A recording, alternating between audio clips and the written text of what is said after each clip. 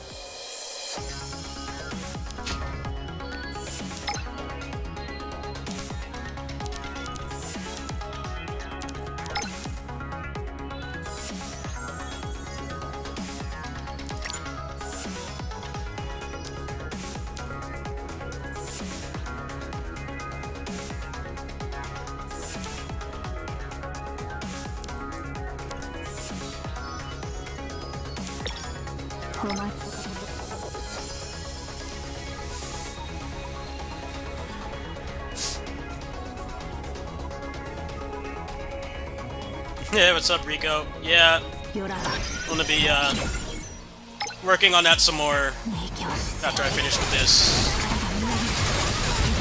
How you doing, man? Finish up the homework first.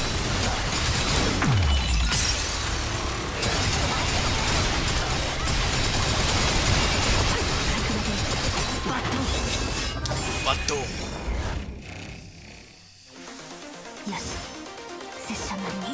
最善を尽くせたな。桜切り抜刀参る。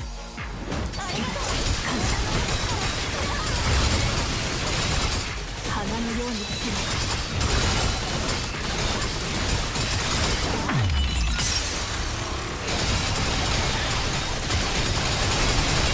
桜切り抜刀天気。拙者なりに最善を尽くせたな。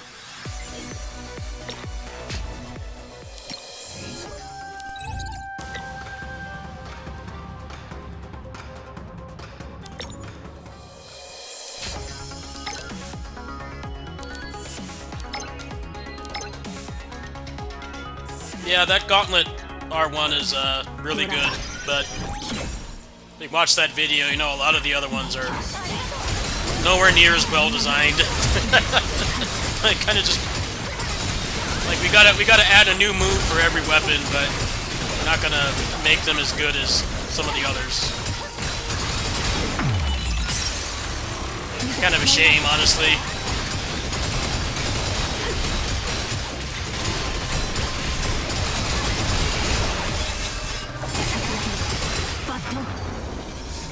Some people want the game to be harder. I'm like, why? So it takes even longer to kill one officer?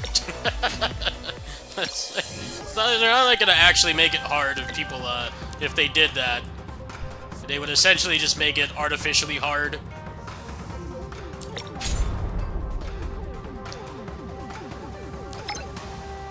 Just make it so Lu Bu has 4 times the health, but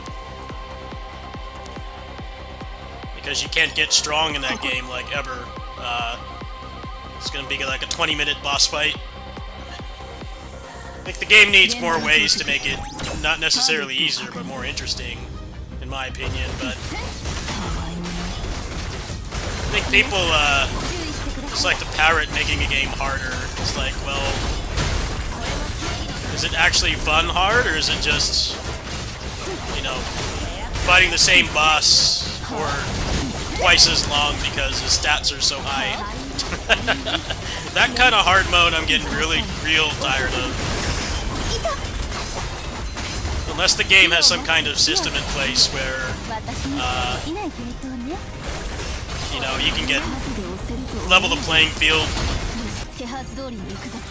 But in Origins, you plateau very fast, and some weapons are clearly better than others, so they don't need to add stuff like that. What's up, Gaijin? How you doing, man?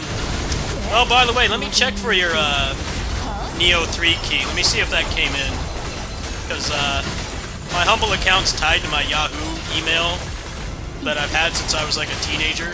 I haven't looked to see if it's available. Let me check after this. Give that to you. Thanks for stopping by. I would have forgotten. I'm not really focused on that game right now because it's pretty much confirmed I'm getting a key. So I'm not gonna have to buy it. I might have to buy Deluxe, but not too sure on that yet. Yeah, let me check after this. Finish up on here. Take a look. I'm gonna assume they probably won't give it out until later. It's not like you're gonna be able to play it right now anyway. They're gonna make you wait. Yeah, I hope it runs well. The anxiety I have with that game is it going to run well? It's gonna be another Rise of the Ronin. Rise of the Ronin was way too demanding and poorly running for how it looked. People complain about the Team Ninja graphics like way too much, but I do feel it's kind of a valid crash out when they look the way they do and they don't run properly. And their last couple games have been like that. 100% they've been like that. Like, this doesn't look all that hot, and it's, you know, running poorly, so I don't know, people aren't in the wrong for wanting that. We'll see.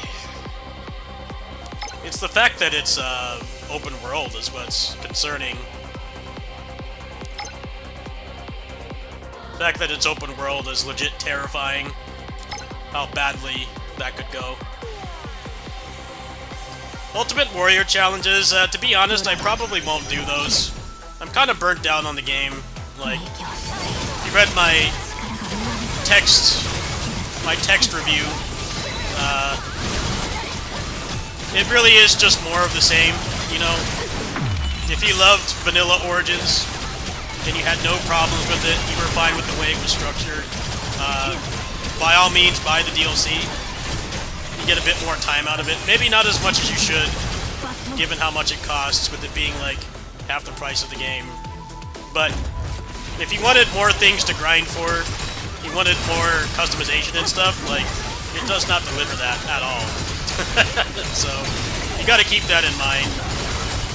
It's one of those DLCs that's not like, you know, completely changing the game or making it better in every way, to the point where, you know, if you don't buy it, you're not getting the full experience. It really is just one of those DLCs where it's like, you know, if you like the game the way it was and you just want more of that same thing, it's fine. But if you had grievances or things you didn't like about the game, like, it doesn't change anything.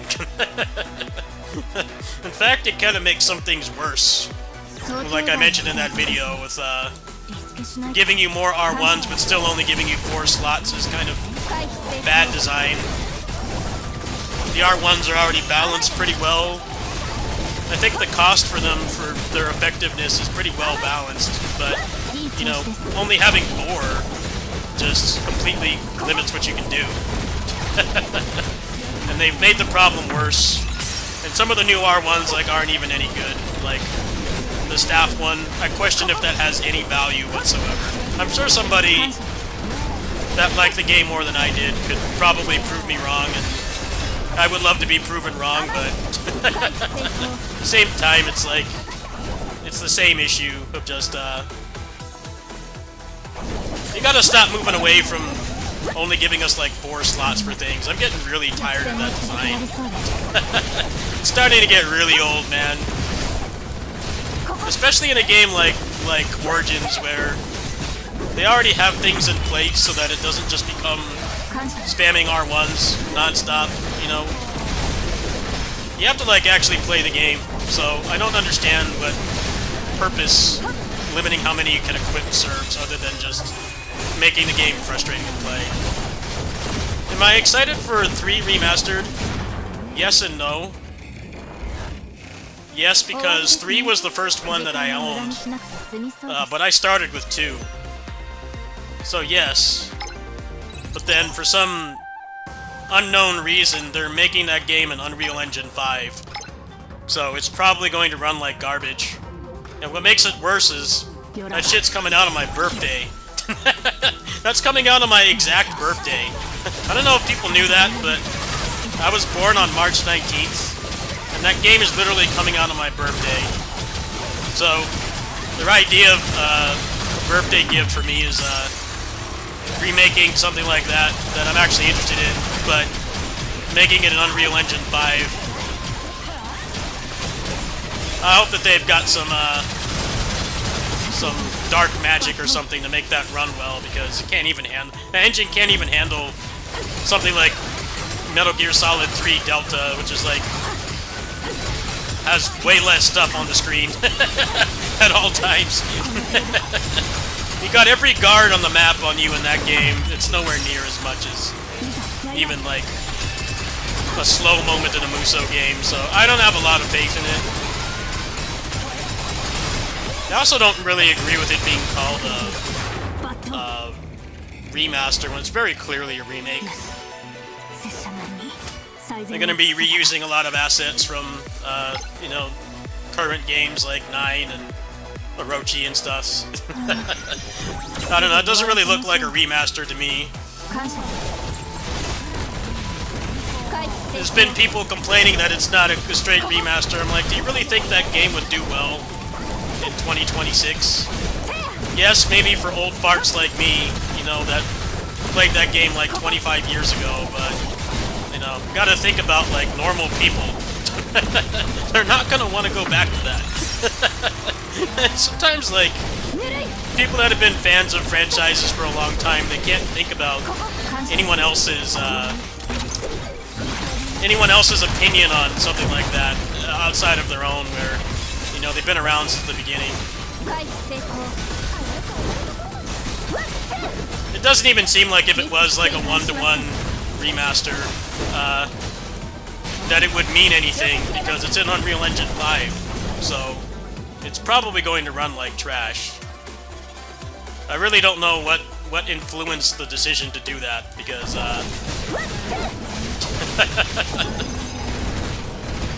it made me lose interest almost instantly. I don't care how good it is. If it's a good game, that's fine, but making it in that engine really doesn't instill me with a lot of confidence.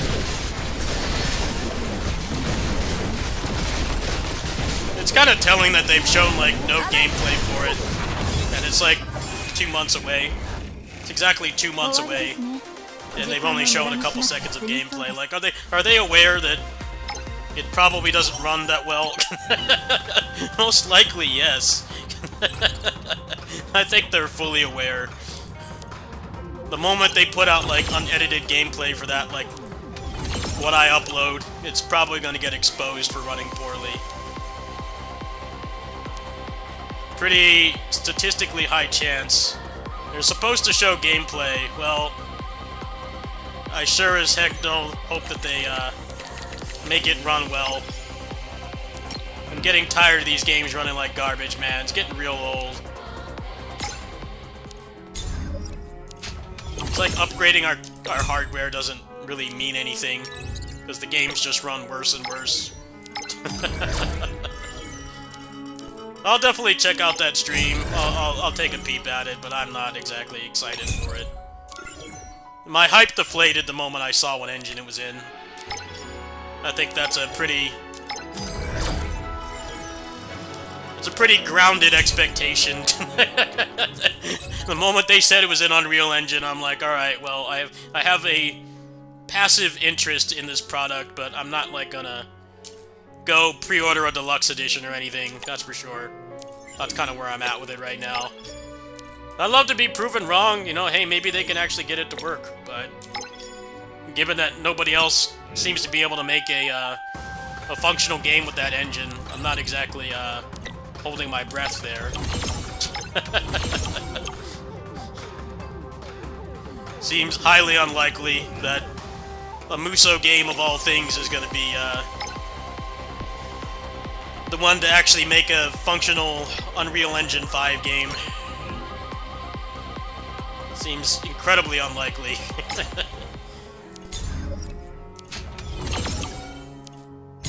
Well, how much you want to bet that gameplay is going to lag like crazy? It's probably going to lag constantly. Push a button and the whole screen freezes. I'm getting ready for it. I'm bracing myself.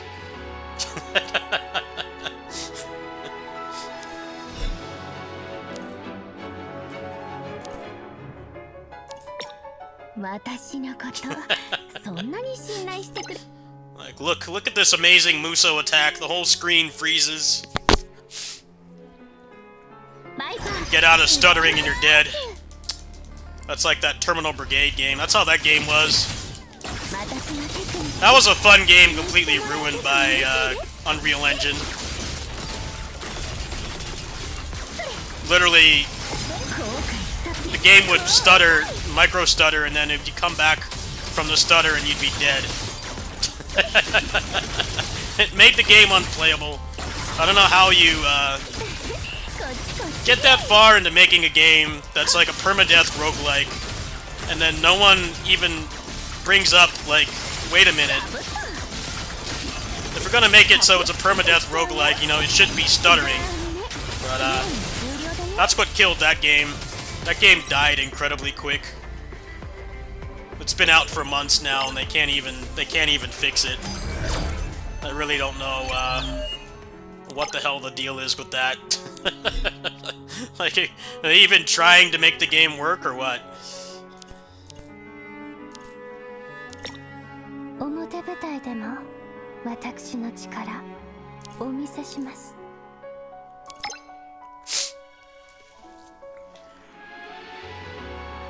Because making your own engine is expensive, and you get the benefits of not having to pay like licensing and stuff, but especially for like small games, kind of like what I'm playing currently, like they're not gonna make an engine for something like this. This game is made in Unity, and the optimization is pretty good, except when you put a bunch of stuff on the screen, which actually isn't that often. Yeah, making an engine is incredibly expensive.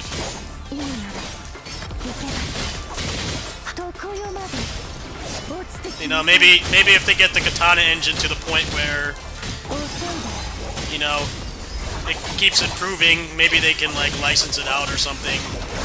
I don't know if that's something they plan on doing. I mean, like, the Dragon engine is not licensed out to anybody.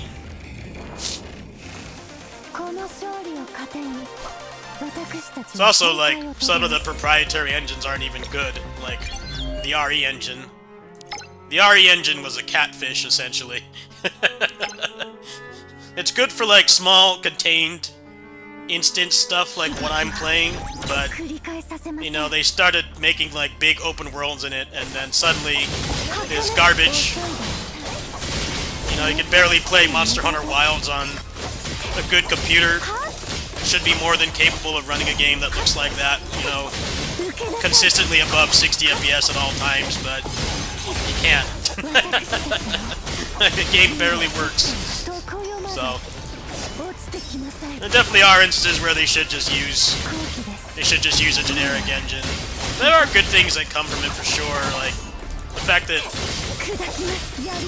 modding for most popular games is very easy, and even a lot of the proprietary ones like Dragon Engine, the old RGG engine, RE engine, the FromSoft engine, they all have people that know how to mod them. So most of the proprietary ones, the modding's basically been figured out. And for generic stuff like Unity, like when I'm playing, you know, it's pretty easy to do. I don't think the game will crash. I think it's just gonna run like garbage, which just defeats the purpose of making it in the first place. That's kind of like what people thought about the Metal Gear Solid 3 remake, right? It's like, it runs like the PS2 version. The PS2 could barely handle that game. It was way too ambitious. But then Bluepoint made the HD collection one, which runs at 60, like locked. So it's like, what's the point of the remake? What's the point of the remake? It basically went from fixing the performance to making it run like the PS2 one did, which is barely. And like the game isn't even like that much different. I mean, it's basically the same game. It's not like they decoupled all the it's not like they decoupled it into like an open world or anything. Like, it's the same instance loading zones and everything. So I think it's probably going to end up being one of those remakes.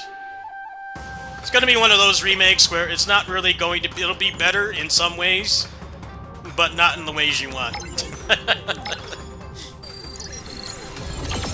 Not going to be better in the way you want, with like updated gameplay and graphics, but then like also running well. It's probably going to be like the opposite.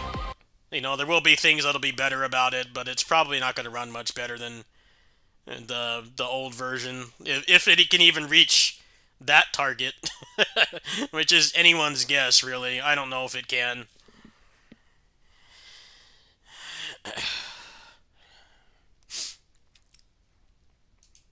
I don't know, the fact that it's like 2 months away, and like with a lot of their previous games, like we had Neo 3 gameplay like almost 8 months ago. We had Origins gameplay several months before release. You know, Pirate Warriors 4 as well. You know, they've been doing like gameplay of the DLC like a month before it released. This game is 2 months away, and they've shown barely anything. I don't really think they have a lot of confidence in it. I think what happened is maybe they like outsourced it to one of the subsidiaries of the company to give them something to do, and probably because they're not experienced with the in-house engine, which is the Katana engine. They made them make it an Unreal Engine 5, which is essentially, if that is true, it's giving them an impossible task. Optimizing a Musou game is hard enough as it is, but then doing it in that crap engine is just asking for disaster. But that is probably likely what happened, because, you know, these guys were working on this DLC, right? I've played through all the DLC, and I don't think that they had, like, their whole team on this, but I would imagine most of them are either working on this or, like, the next Origins game, so I wouldn't be surprised if it actually is outsourced. And at some point, they're like, well, we want to get this out quick. We don't want to teach these people how to use our in-house engine, so we're going to Unreal Engine it.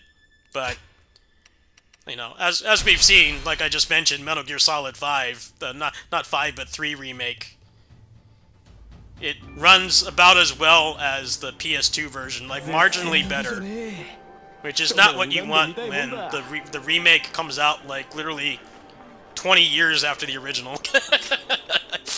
You don't want that, right? Literally decades have passed, and it runs like on par, maybe like marginally better. From what I saw, like barely anybody can get a locked 60 in that game. I know that they did like a couple patches, but it doesn't seem like it was enough. So, I don't know what to think about it. I'd love to be proven wrong, but if they actually did outsource it, and they made them make the game in that engine, then I feel like they just gave them an impossible task. It's like turning this channel into one that makes millions. It's not impossible, but would it be the same channel anymore? No, it'd be AI slop and clickbait and drama farming. You know, I could do that, right? But is it the same channel anymore? No. That's exactly what they're doing with that remaster. Like, yeah, you're remastering, but at what cost?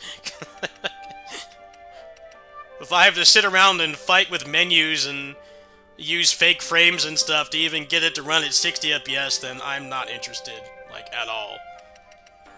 We'll see. You never know. I wouldn't be surprised if what I said is true, though. It really reeks of that being the case.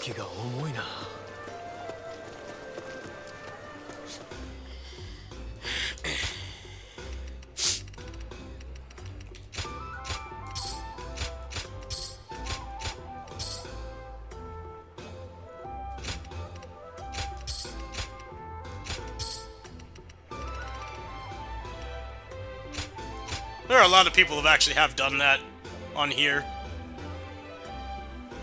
There was a guy I watched that put up, like, tokusatsu clips, and then I looked at what he was posting before, and he was basically just posting gameplay.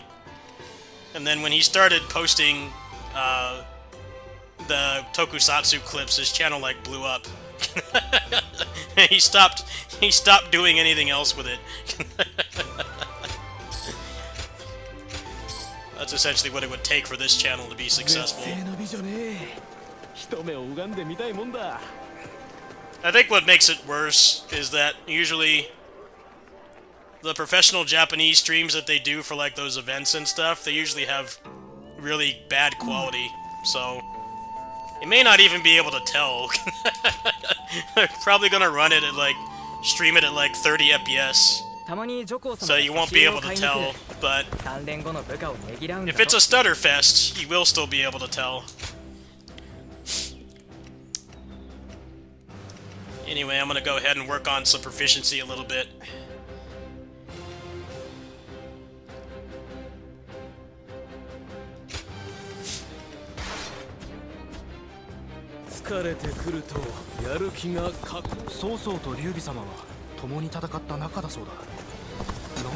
Well, see, the thing about local co-op is the engine has to draw the game twice, which is another reason why Unreal Engine is a shit choice. That's why, like, for instance, you know, if you did, like, multiplayer on Mario Kart past, like, 2 players, it would go down to 30 FPS. It essentially has to draw... It has to draw the game multiple times, so I would not bet on there being I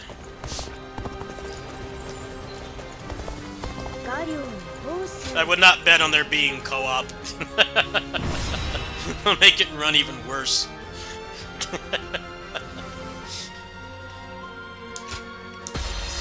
People will complain about it and they won't think about the reason why they would cut something like that from the game.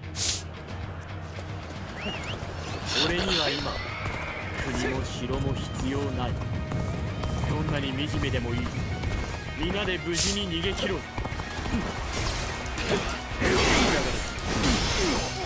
お前の戦況を見るよ。ここは頼らせてもらえる。敵将打ち解く。What's the best proficiency farm?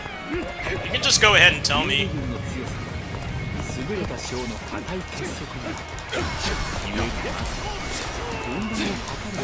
More than welcome to tell me.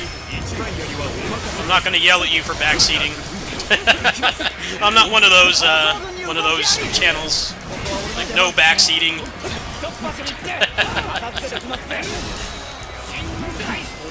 Those people really grind my gears, man. They get so upset that people want to give them help. It's like, well then, if you don't want help, then don't stream it. I don't stream everything I play. That's exactly why. Like, if I don't want help, or I don't want people to expect me to stream the whole game and everything, then I just don't stream it at all. Or I stream it in my Discord, where I don't have any expectations. Yeah, they're more than welcome to tell me ways to farm. I'm not gonna market you for it. I appreciate it. Very,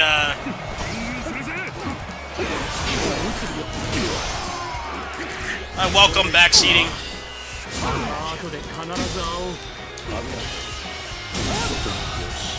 敵将討ち取った。さあ行こう。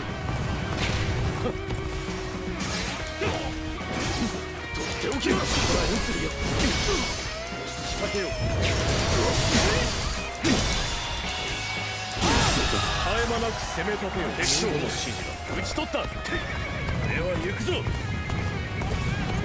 これでここは拙者が参ろう。必ず追いつくゆえ進まれる。進まん。敵将討ち取った。約束だと運長。もう二度と兄弟が離れぬようだ。そのような。敵将討ち取った。この地は制圧した。敵は貨幣。故にこそ気を引き締め、我らが役目現に遂行する。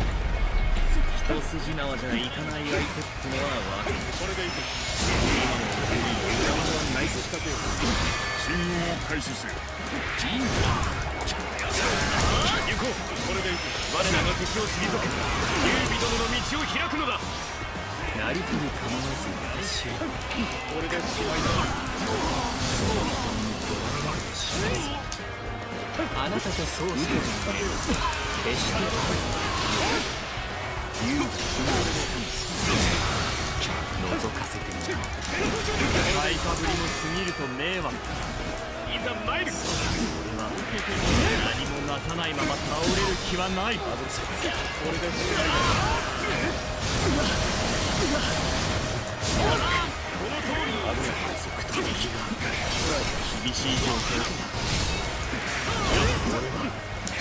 俺たちは決して諦めない。この手で道を切り開く。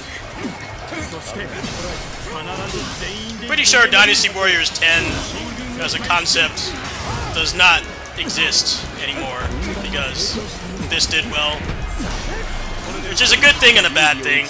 But you know, these games are always 2 steps forward, 1 step back. It's always been like that. I don't know why people are surprised. This is their best attempt at reinventing the wheel, though, for sure. I don't think anybody can deny that, but I don't know. I think the idea of a Dynasty Warriors 10 pretty much died when this did well. They no longer have the baggage of needing everybody playable now, so... I don't hate this formula at all. It just needs some refinement. That's all it needs.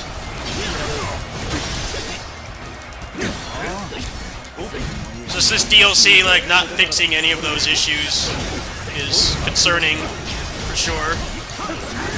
But I have faith they can do it. You never know, this might get patches too.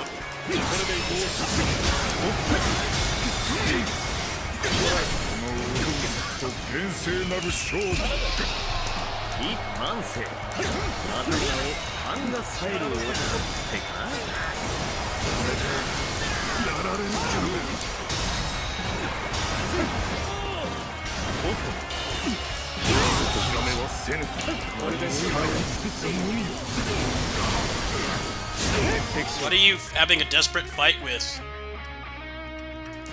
A bunch of generics? What the hell is the problem, dude? Get your shit together. Oh, come on, man.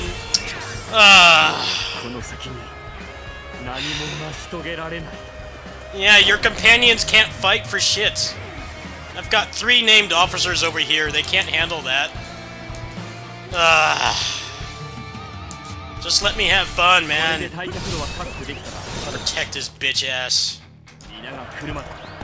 It's like having fun fighting them. No, I have to go babysit them, despite my morale being so high. No, just give up. Just leave. I don't need you. You suck. 2 generics. 1 name generic. They can't handle. Alright. There you go. You doofus. Destroyer of fun, Guan Yu. You need to find a new profession. Be a beard model. Be a model for beard wax or something. I don't think being a god of war is is no longer your calling. Oh, now he's dead. Great.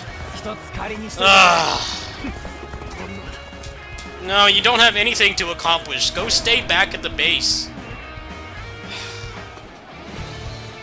In the time it took to go kill those generics, he died somehow. Fucking babysitting, man. It's like with that much morale, he can't handle it. I don't know how to do this now. I probably have to reset the whole thing. Imbecile. Nah, it's not the game's fault, it's my fault. I'm just gonna go ahead and do that and go back, because Liu Bei is a dumbass. That should help. Well, now he needs babysitting. It's like the AI doesn't help him at all.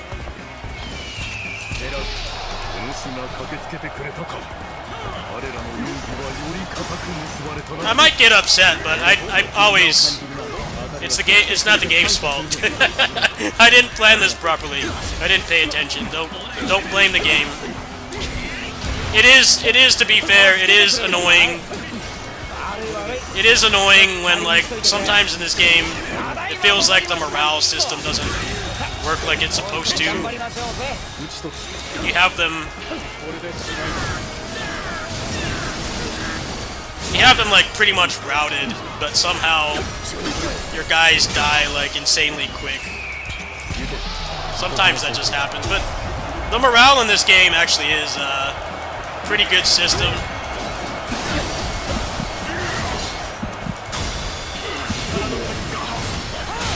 It's definitely better than it was before, where it essentially did nothing. At least it does something now.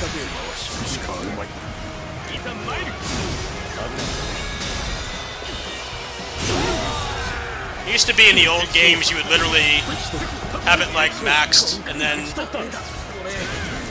your companions would die to, like, nothing. Constantly. You used to not even be able to heal them. Who remembers when you couldn't heal them? If they did something stupid, you couldn't recover. Yeah, see, that just took a little bit of a change strategy. But yeah, that does happen sometimes in this game, to be fair. It's 100% my fault, but... This game does do that sometimes. Like, you have the morale bar, like, maxed out, like, help, I can't handle this generic officer with, like, 3 HP. It's too much for me. I need assistance. No, you don't.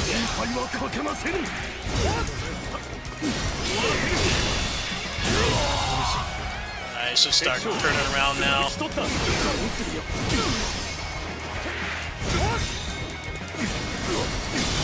The thing I don't like about this game's difficulty is the fact that, like, you don't really get much stronger. It's like you kind of plateau, like, really quick. They tried too hard to make this like a Souls game, like really trying to police how strong you can get, but I feel like that kind of goes against what's fun about a Muso. And that was always my biggest complaint about this game.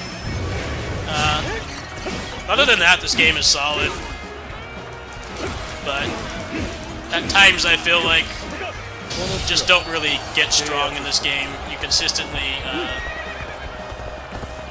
You just feel you feel like you're on a level playing field, like, all the time. Now, granted, the DLC, provided you grind enough, might actually help with that, but I really don't know. Yeah, let's see, I know these guys are gonna come. Let's go stop them. それに考えがあるんだ。皆さんはお先にどうぞ。専門開始ってな。獲物がかかったぞ。海全部剥いでやれ。いやいや、俺なんか襲ってどうすんだよ。大した稼ぎにならないって。この過分さにあったのがあんたの力の差。よし、ここからでも来い。ちゃんと相手してやるからな。仕掛けよう。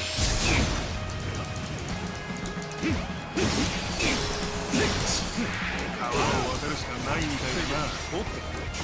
突っ込むだよ。何だ。よく言う。読みが当たりましたね。劉備には我らの手柄となってもらいましょう。偽物だ。仕掛けよう。Stop interrupting me. 危ない。このまま無防備に進む後に行くまい。Now I have to go babysit them because it takes so damn long to kill anybody in this game. It's like the level system doesn't do anything.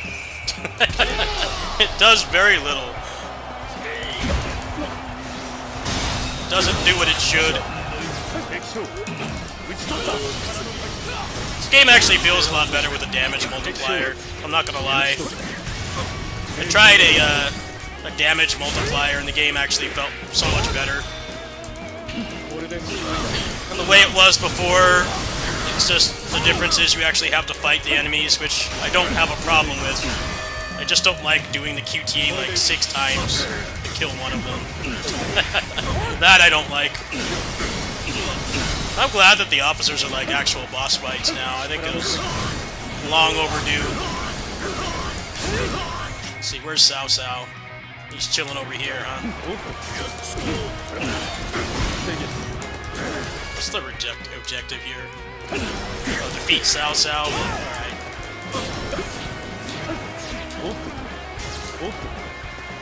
Get back here! It's like one of the cats I take care of. He likes to get in the way and waste your time. Bringing in groceries for my neighbor, and what he does is he stands in front of the door and he doesn't move. You call him a professional time waster. That's what Zhu Chu there is doing.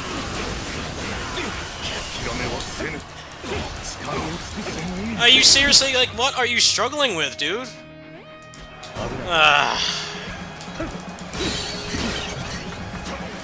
Imbeciles.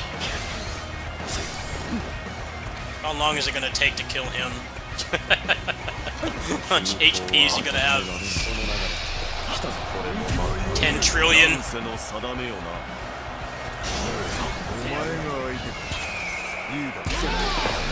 Get him first.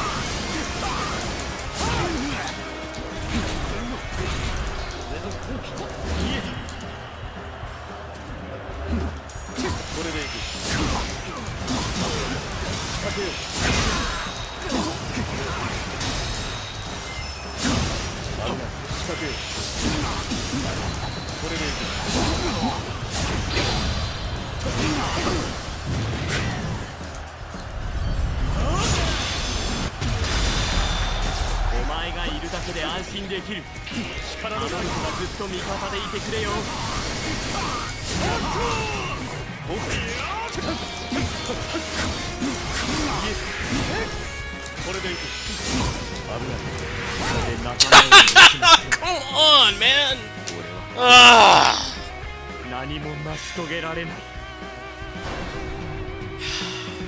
You can't hold out for like 30 more seconds. It's like I'm like so over leveled and it doesn't matter.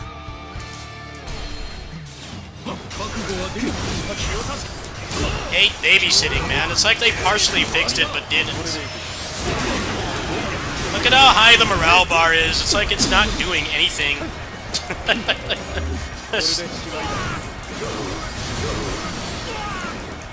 I don't want to have to go back.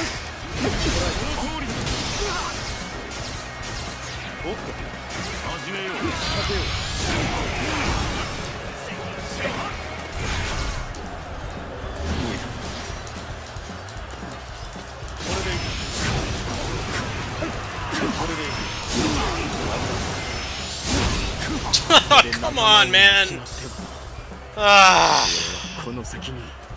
Your purpose is to just stay back and go away. And kill them all myself. Man, fuck this. I'm gonna put on a damage multiplier. I'm already burnt out on this game anyway. I'm just doing this for the video. This game just has no interesting loot at all. It gets old quick.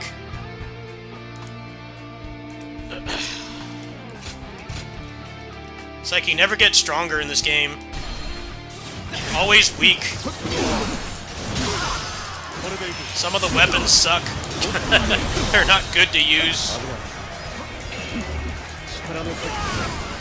Yeah, it spills a lot better with the damage multiplier. It's not so much doing the same QTE like 16 times.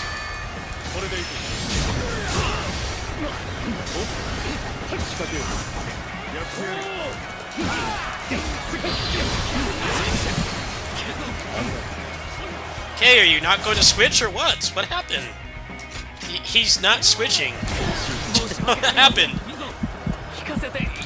The switch is literally not working. Alright, there we go. It's probably too much time now.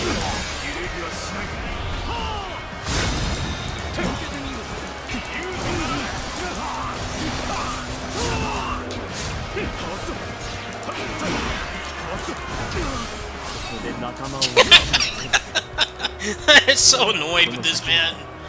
I just want to fight. I do not want to babysit them. They suck at fighting. What is like what happened to the morale mechanic? It's like it stopped working.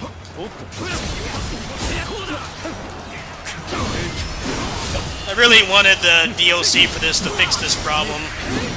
Just like not ever feeling strong in this game. Always weak.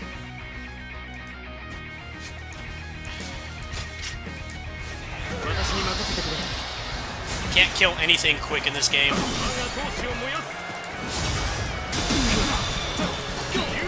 Just kill him, please.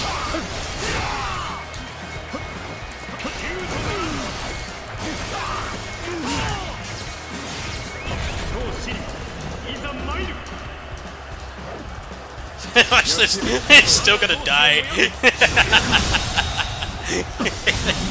He's still gonna die. Come on, man. Well, forget your purpose. You suck at fighting. It's like when the PS1 version of Chrono Trigger, where he becomes king. And I remember the first time I saw that when I was a kid, I was like, well, how is he going to be the king if he can't talk?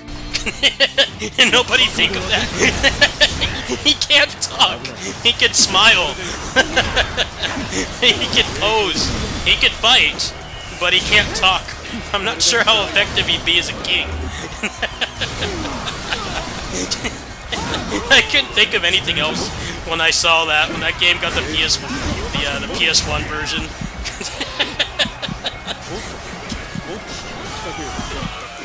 What's Vitality Incense? What's that? I don't remember what that is.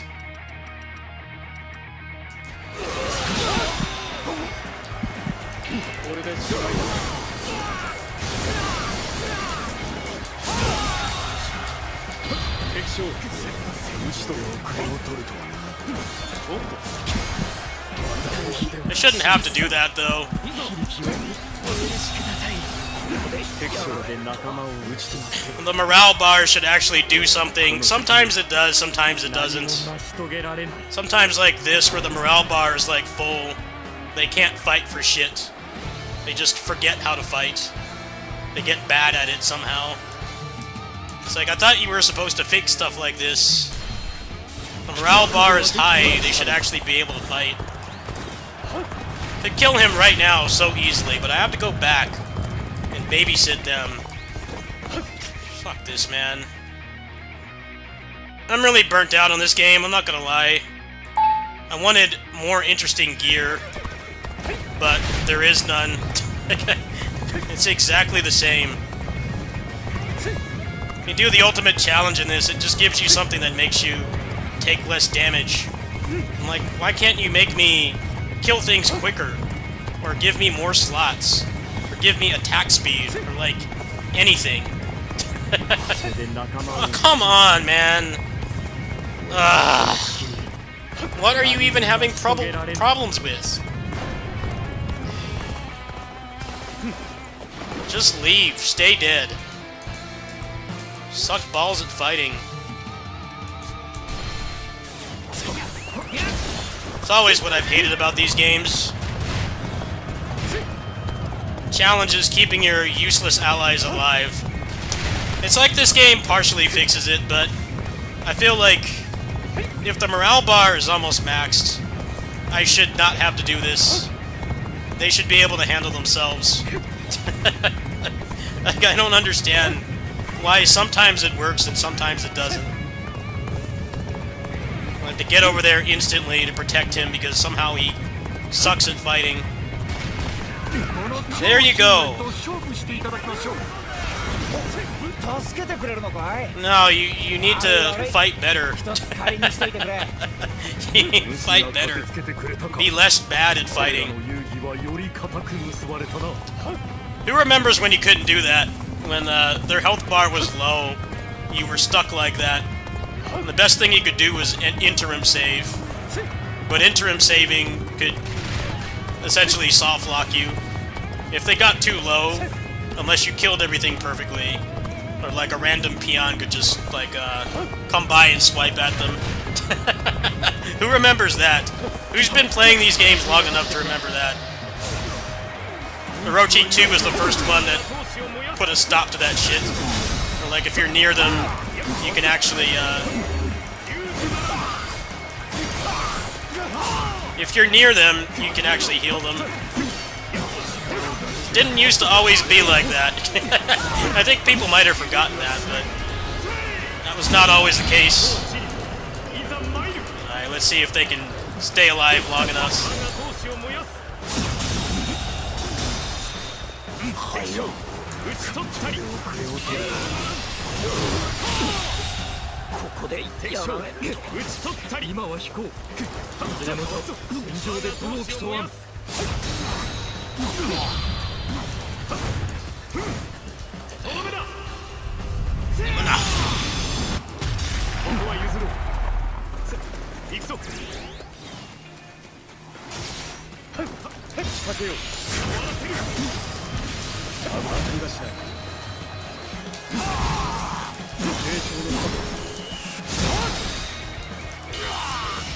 There we go.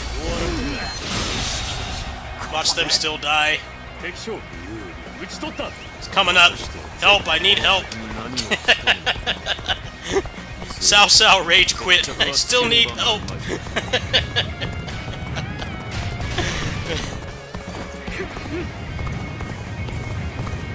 I feel like having to take a healing item is a band-aid on the problem, where like it feels like on this difficulty the morale bar doesn't matter as much as it should. It's like sometimes it works, sometimes it doesn't.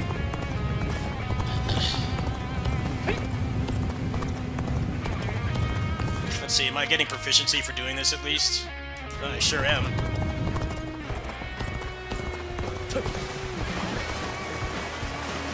Oh, he's almost dead. Are you kidding me? He's still almost dead. Yeah, you wade faster, buddy.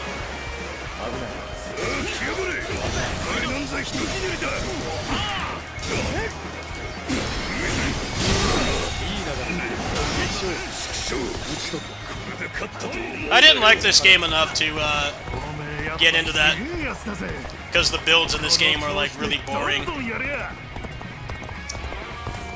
There's like no builds in this game, like, at all. They got rid of all of it. And it kind of...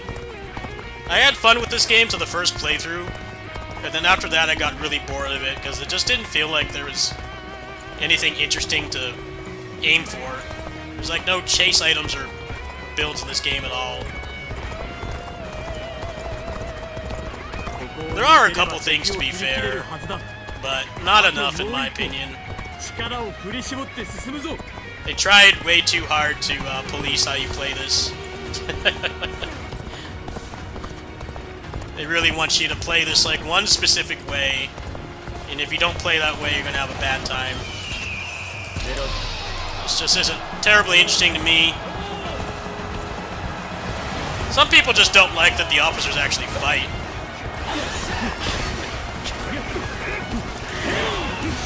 Some people just don't like that the officers actually fight. I'm like, them actually fighting back is a good thing. It just needs to be better balanced. This game kind of doesn't really have the thing that makes, like, challenging boss fights fun, in that you can kill them as fast as you can kill you, but that's not how this game works at all. Blue Boo shouldn't take like over 5 minutes to kill if you're like maxed out and completely optimized. I think that that's kind of dumb. A lot of video games have this problem though, more than anybody wants to admit. It's like, it's not actually harder. It's doing the same thing for longer. I know a lot of you haven't played this game, but Assault Spy was a lot like this game, actually. It's almost identical. Like, solid game. Are you kidding me, dude? Ah, this is driving me nuts. I hate this. Fuck your companion, he sucks at fighting. It's just what I got tired of in this game. Why do you need him? He sucks balls at fighting. Can't fight for shit. Struggling constantly. And fuck this. I'm getting frustrated. I just kind of want to make this video and stop playing this game because there's nothing interesting left. It's just grinding for stats. There's no interesting mechanics or anything left. DLC essentially added nothing. I hate escort missions.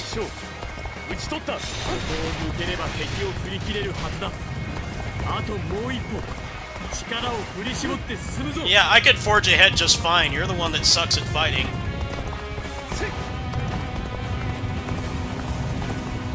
Of course.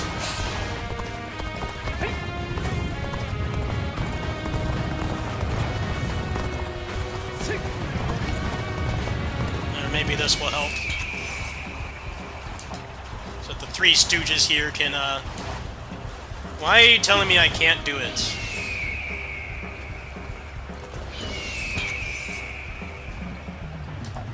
Why not? Alright, so what strategy is there supposed to be here? So I just hope they're smart enough to actually get through on their own, which they're not. So I have to go around this way.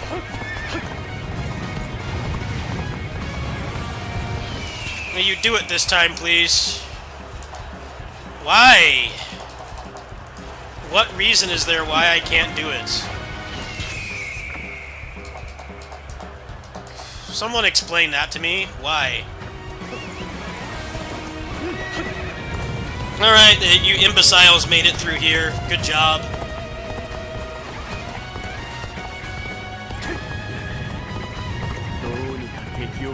Yeah, the only thing that made it impossible is you suck at fighting. You should have done the Peach Oath with people that know how to fight. 無茶しかしてきてねえだろ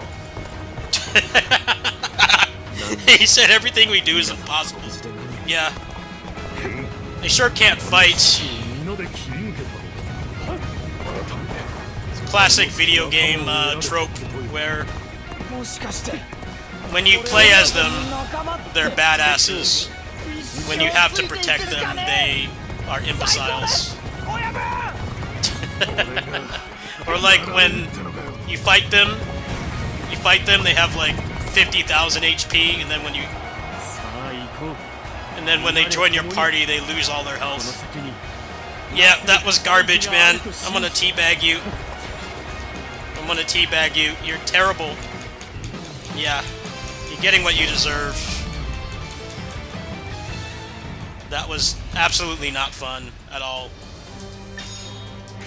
Ah, there we go. Got that at least. Yeah, the only thing that this adds is stats. There isn't an extra skill tree. And what's stupid is the extra skill tree doesn't even work in the main game, which makes no sense to me at all. Like, what reason is there for that?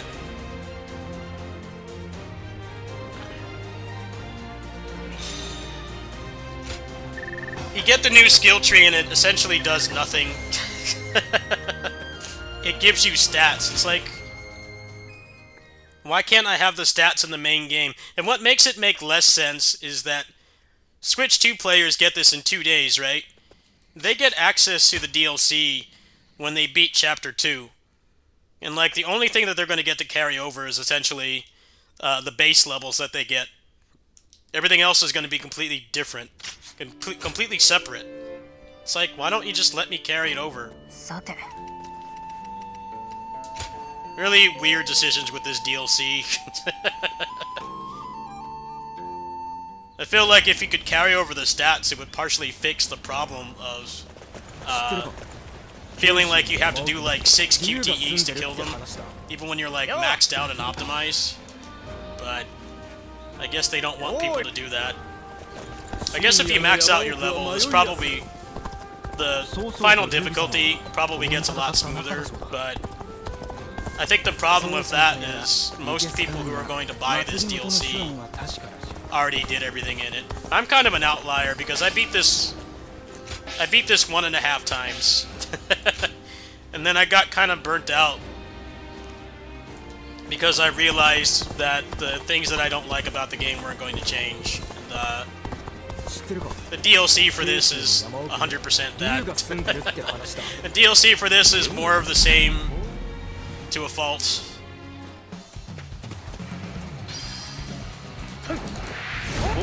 I've definitely played some games that have like game-changing DLC where it's like, you know, it makes the game like so much better. This is not one of those games at all. It's kind of like, it's more of the same, for better or for worse.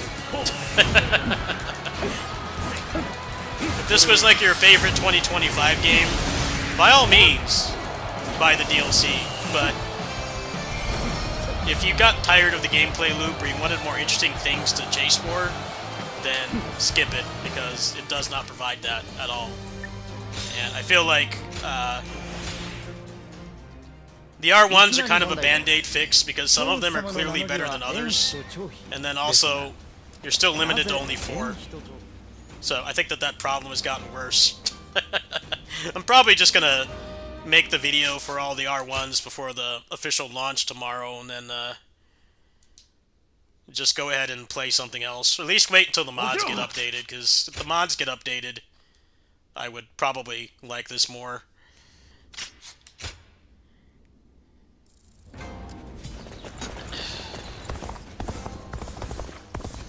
I feel like when they were designing this game, they got like some really crazy anxiety that like, if we keep the builds the way they were, then people will complain the game is too easy. The game's still easy. It still is. It's just, I feel like the fun thing about the gameplay loop in Musou games is the feeling of getting stronger and optimizing things. It just feels like that process in this game is just grinding. And even then, like, when you're maxed out, you gotta do that QTE like 3-4 times to kill them. I just don't like difficulties like that, where you're just doing the same thing for longer. It actually make the game harder. But I understand that's a hard thing to balance. It's not easy to balance. Assault Spy was like actually exactly like this game. Assault Spy hardest difficulty was essentially you couldn't kill them quick because they had so much health. It felt like they got like double the health, and like the game was still fun. It was exactly like this game. Like fun, competent combat, but they had way too much health and it got exhausting. That's kind of how this game is. I actually beat that game's hardest difficulty before he nerfed it, but it definitely 100% felt better after he nerfed it. After he nerfed it, the game felt like way better balanced because the fights didn't feel so one-sided.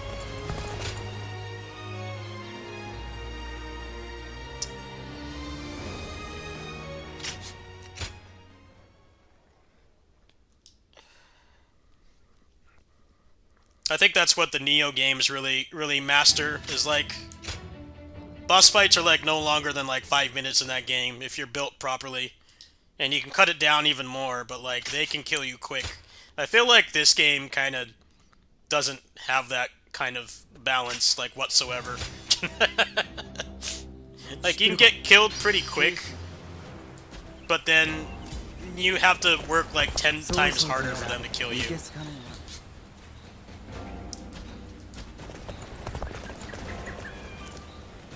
Oh well, not the first time a game's been balanced like this. It sure won't be the last. It's just how these things are. I've played a lot of roguelikes designed like this too, where they don't want you to get too strong. And it's like, well, the fun of the game is getting strong. That's the whole fun of it. Like, don't take that away. You're taking away most of the reason to play it. Find a way to balance it so it's still challenging, but don't like take away the main reason to play it.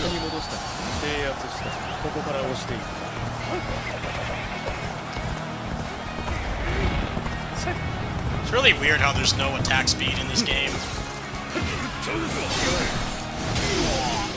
You could say the same for only having like 4 slots as well. Like, it doesn't make the game harder whatsoever. It doesn't make it harder at all. It's just annoying. They're adding more R1s worth using, but you're still so limited.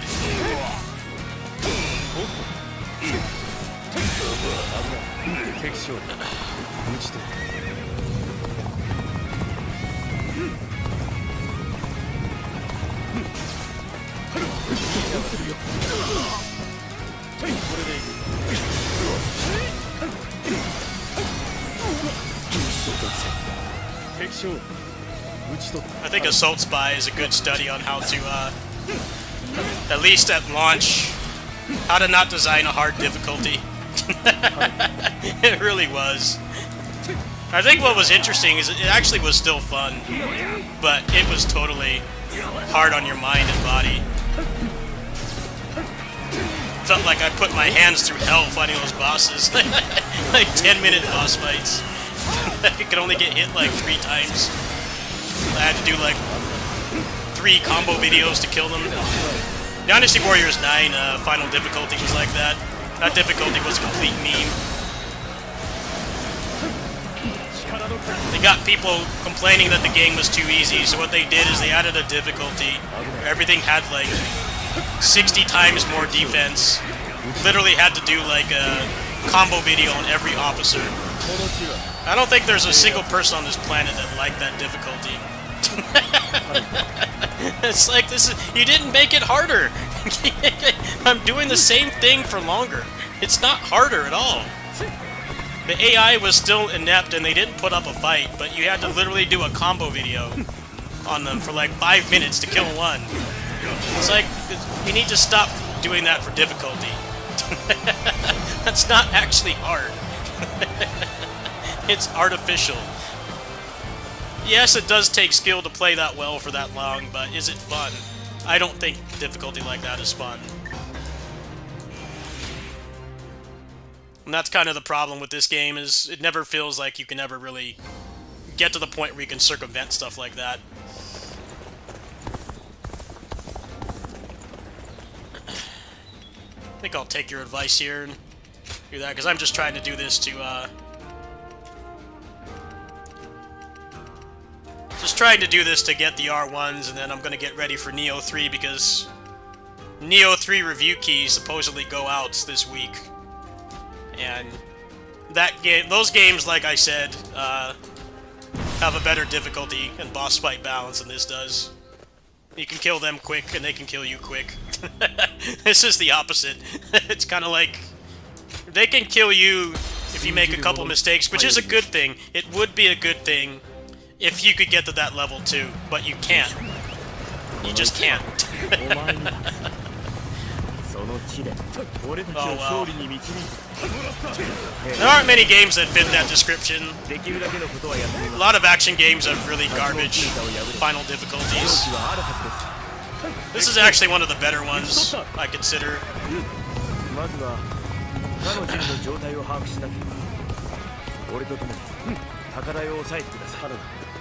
A good example of this is Tales of the Abyss Unknown mode. The first fight is literally mashing the attack button for like 6 minutes. Because the stat bloat is so high, and you don't have access to any of the progression systems. When you play on New Game Plus, you don't have them until after that fight. The first fight is literally fighting a trash mob. It's like if a peon in this game took like 5 minutes to kill. It's the epitome of artificial difficulty. It's so funny. I'm like, did anybody actually play this game? Did they even play their own game? Like, a child could notice that this was poorly designed, right? Fighting a trash mob for 5 minutes with no way to speed it up because their stat bloat is so high is not good game design. It was like the trash mob could kill you quick, but you could kill them at the same speed. I'm fine with that. That game has the most meme-worthy final difficulty, where it's like they hate you for wanting to play the game again. Dynasty Warriors 9 was like that as well. One of the last updates they did for that game was, let's just make it take like 6 minutes to kill every officer. Which is like not fun at all. I mean, I guess if you wanted to do combo videos, it was fun, but I don't know about playing an entire game with that difficulty. It's a bit much. Maybe after this, I'll show Tales of the Abyss on Unknown mode, so you guys can get an idea of what I'm talking about. Meme difficulty.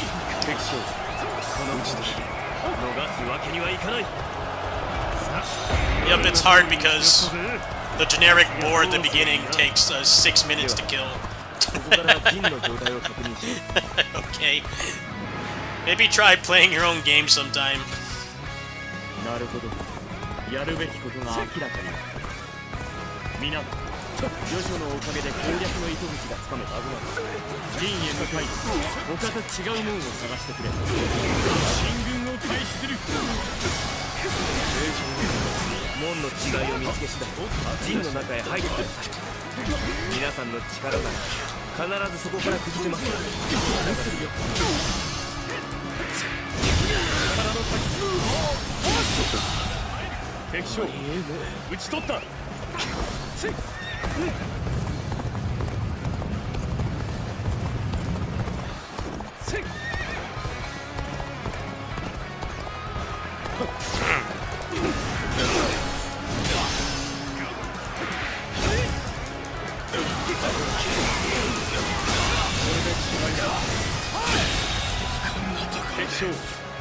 ち取った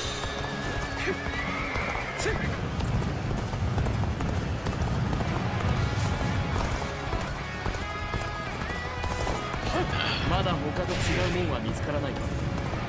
そう簡単にいくとは思っていなかった。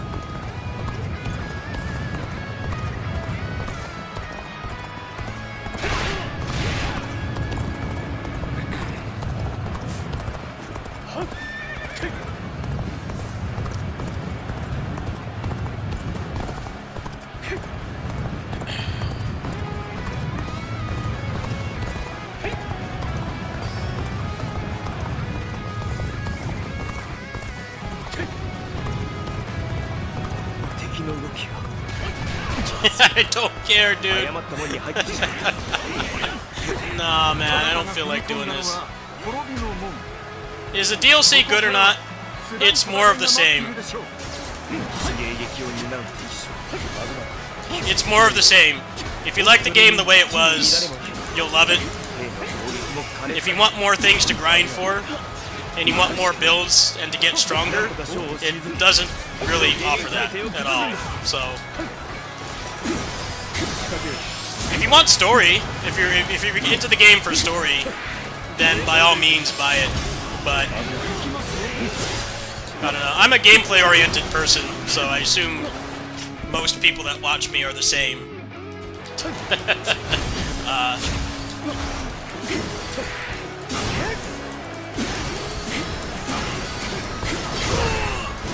It's just like buying, you know, like Assassin's Creed DLC or something, right? You know, you don't expect it to be like game-changing, but if you just want more of the same, then it's fine. It adds probably, considering watching cutscenes, it probably adds like maybe 15-20 hours to the game. But like I said, the gameplay loop, none of that stuff changes at all. So it really depends on what you're looking for. Don't expect it to be like a Neo or like Elden Ring style DLC where there's like way more stuff to grind for, because that's not really what it offers. 陣に他のほころびが生まれるまで先へ進むんだ And more generics? Yeah, there should be more generics. I don't know why you care about that, though. That doesn't really mean much to me.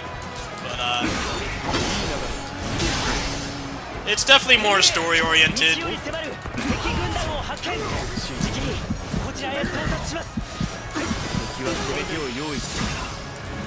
My problem with it is there's just, like, easy things they could have done to improve this game, and they didn't. So it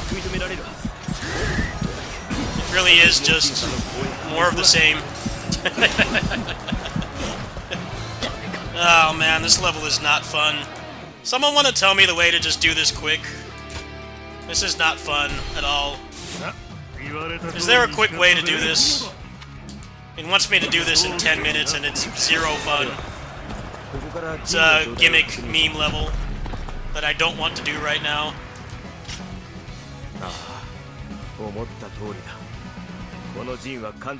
No, just come down here and use your arrows from Orochi 3 and kill them all instantly.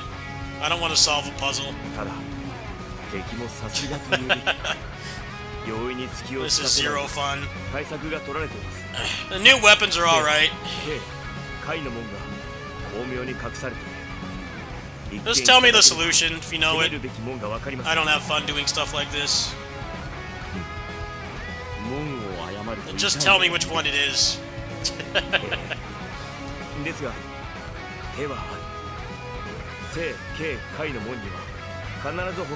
Does anyone know the solution? I'm about to rage quit this because I'm not in the mood to be frustrated tonight. What's the difference? What?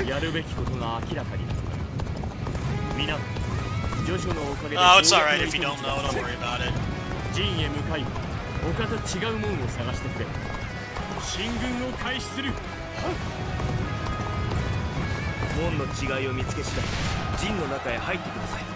Need to go where there's no torch.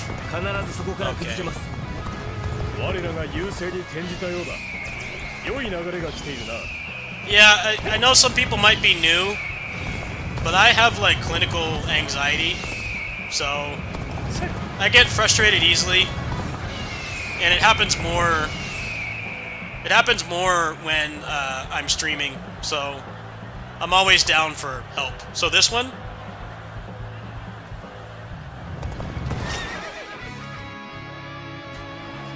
I'm always down for help to, like, not get frustrated.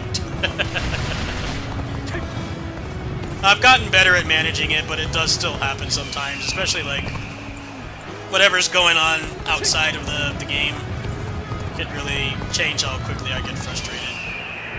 So this one right here. Alright, I'll take your word for it.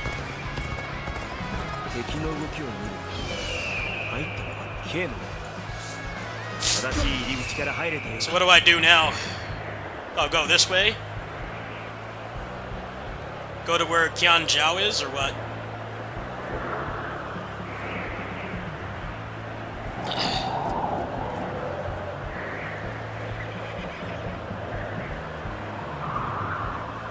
Second path on the left.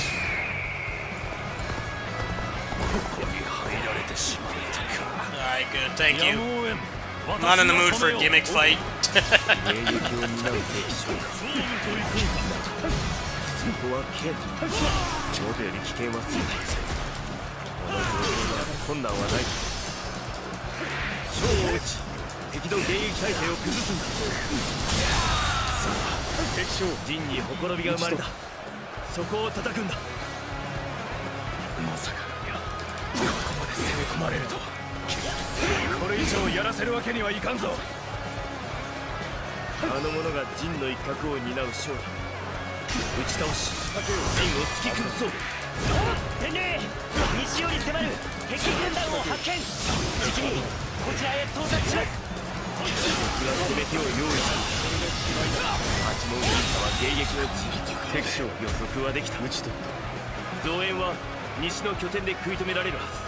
Zushu, you could, like, clear this yourself.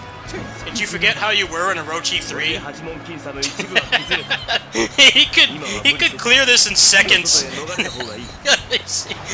He's trolling John Musso here. Like, dude, he could decimate this whole field in seconds.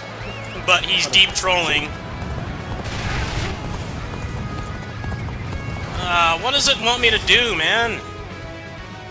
Stupid puzzle shit.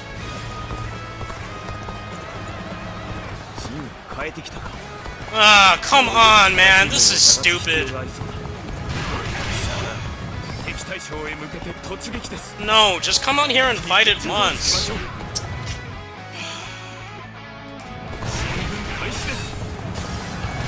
Oh, great. Well, now that guy died, so I don't know which one it is.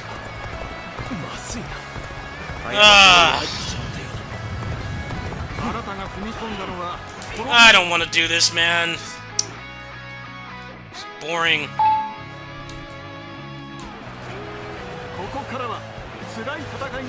We don't play these games to solve puzzles.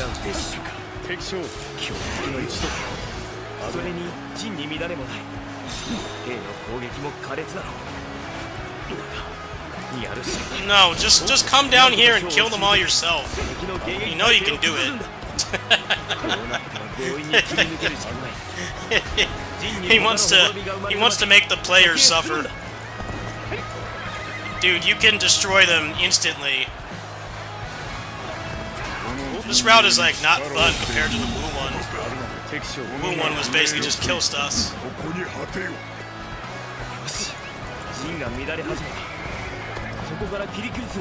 No, why don't you do it? You're better at fighting than John Musso is. You can actually kill things quickly. Have to boot up Orochi 3 after this. Remember his former glory. Push the R1 button and everything dies.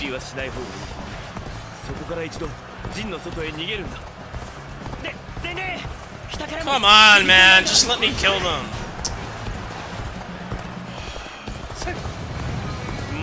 Make this as not fun as possible. さらに増えたらどうなるかわからない。そう。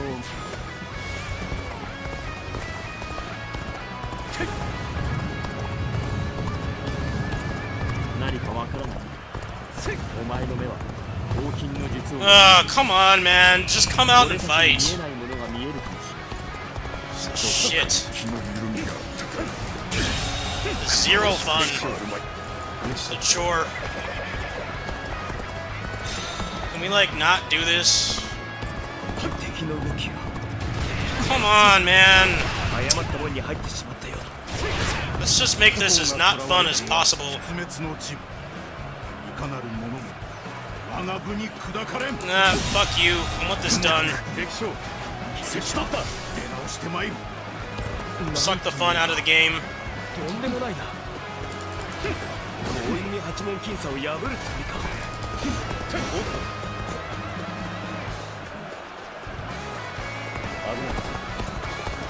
Somehow you can't just kill these guys like every other time. This time's special. Why?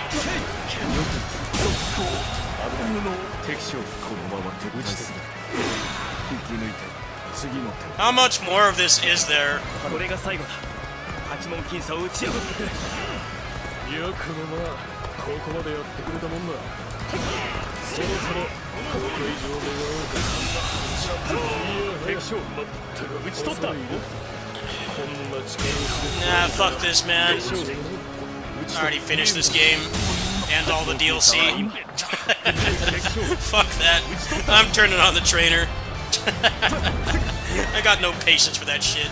I'll turn it off now, though. 八門禁鎖を破った者がいるか。 There we go. シラか。まさか龍玄徳についていたのは。 Well, see, Gro, that's the thing, is the depictions of the battles in this game are really good, actually. But sometimes it comes at the expense of them actually being fun. Like that was not fun at all.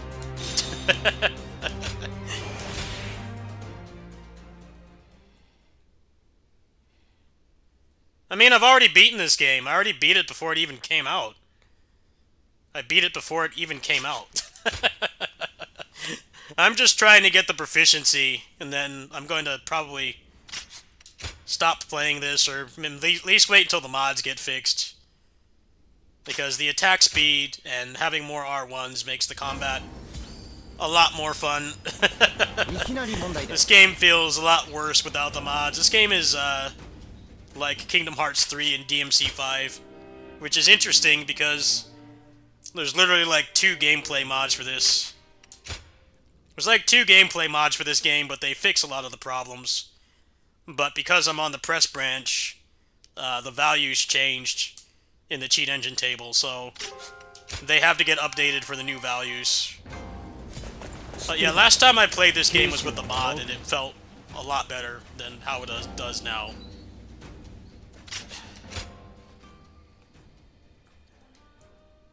Yeah, I don't have anything to prove. I don't care if anybody gives me the lip for skipping frustrating things like that. I've been on here for 20 years. I've done so much crazy shit in games on here. I think anybody can tell me I can't play the games legit. I just don't want to be frustrated for petty reasons anymore. I gotta value my mental health above all else. Especially stuff like that that's not even fun.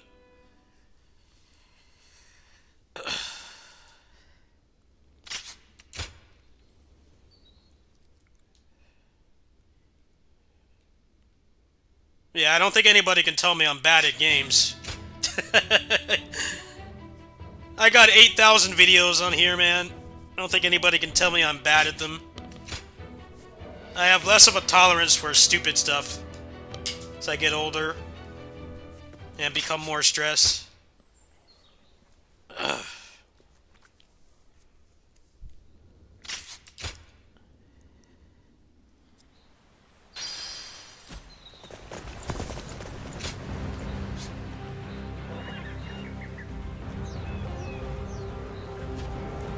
think I'll use a better weapon here. I really don't like this weapon. Let's try, let's go back to this.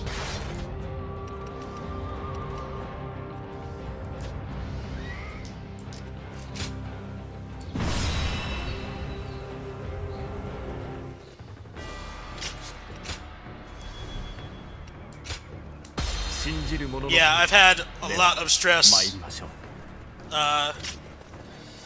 outside of the channel.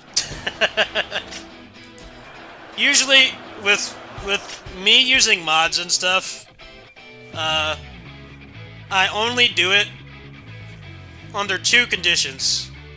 The first is if it's like this and I've already beaten the game, and I've made the majority of the videos. Or B, if I try a new game and I know that it's like 10 times better with mods. Kingdom Hearts 3 is a good example. I'm not a big Kingdom Hearts fan, and when that came out on PC, the mods subjectively made the game better, so I installed them. But then, like, also, I'm not trying to create serious content for that game. With this, I already made all the serious content, and I made it before the game was even released, because I got a review key, so...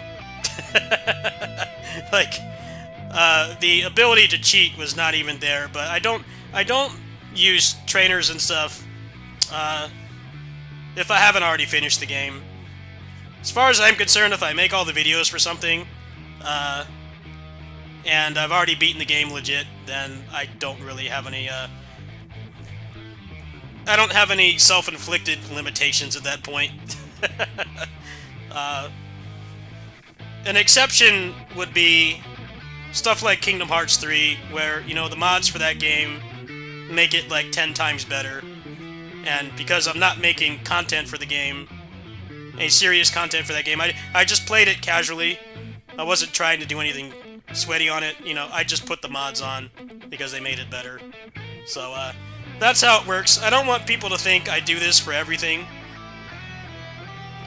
Me using trainers is a very rare occurrence. Mostly just, like, sometimes it speeds things up. Play on Steam? Yeah. Yeah, I'm not really a big on using trainers and stuff. If it makes the game more fun, I will. But I need to finish the game legit first, because people watch me for tips and stuff, and if I'm just using mods all the time, then it kind of makes me so I'm giving shit advice. But for stuff like this, where I've already finished it and I've already cleared, like, the major content, yeah, I'm just gonna go ahead and skip past stuff like that. I don't need to be getting chrono triggered over stupid stuff anymore. I don't want to do that anymore. It's not worth it.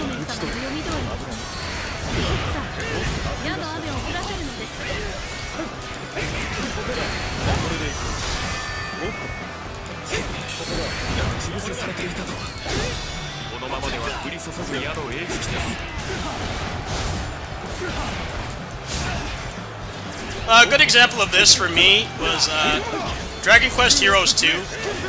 I played through that game legit, right? And like, everything had like 10 billion HP in that game. So the only mod that I used was the one to give me like 30% more damage. But again, I played that game like 6 years after it came out, so it wasn't like this where it's, you know, new content. That game was miserable to play without that trainer, man. It was complete torture. Just giving myself like 30% more damage actually made it fun. But I would not do that for a new game. Like, I'm not gonna do that when Neo 3 comes out, for instance. You know, that's gotta be 100% honest, because I plan on making guides for the game, and if I'm using cheats and stuff, then that kind of defeats the purpose. But for stuff like this, where I'm not having fun, and I've already beaten the game, like, yeah, trainer's gonna come out if I get frustrated. Especially because the videos I did for this game at launch performed extremely badly. Like, I slaved away at those videos for like 6 to 8 hours a day, sometimes more than that. And then I put out the videos in the the algorithm didn't promote them like at all. They got buried extremely quickly. So in terms of this game, I stopped caring. This game I stopped caring. I'm like, dude, I put in like 50 hours of work on those videos in like less than a week. Like, it was completely consuming my life, and then the algorithm decided that we don't want to promote honest, hard work, and solid content. So, yeah, kind of stopped caring about doing that kind of stuff with this game. I told myself that I would not do that again. I would not do that again with this game, because last time it didn't work. Like, I slaved away at those videos. We're talking like every waking hour I was playing that I was not at my kitty sitting job. Even there I was playing it. Like, it's just not worth it for this game. This game, making content for it was really weird, because essentially,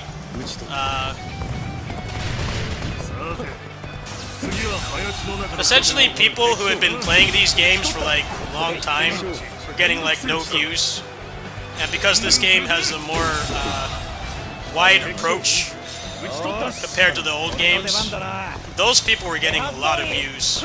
And that's not necessarily a bad thing. It's good that it's growing, but it's definitely something I noticed. I wasn't the only one that had videos that performed like shit on this game. I definitely wasn't, but it was incredibly demoralizing to like be known for these games, and have the videos perform poorly. I regret working that hard on those. I think with Neo 3 it'll probably go a lot better, I think, because I do have experience with those games, and like my guides for Neo 2 did quite well. The stuff I did for Neo 2 did leaps and bounds better than the stuff I did for this. The stuff I did for this fell into obscurity like mega quick, like instantly. The moment the embargo lifted, the videos essentially stopped being promoted.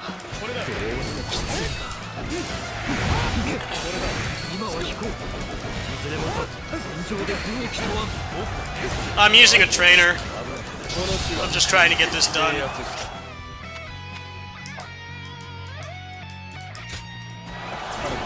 Yeah, I'll show you guys what I'm using after I finish this. You guys can see what I'm doing. I normally wouldn't stream this, but yeah, I don't have the patience right now. And I kind of already burnt out on this game. I played through the DLC legit while I was under embargo, but then like it doesn't unlock anything. It unlocks like a couple R1s and like 2 accessories. It was very frustrating playing through that blind, and they really didn't fix any of the problems with this game.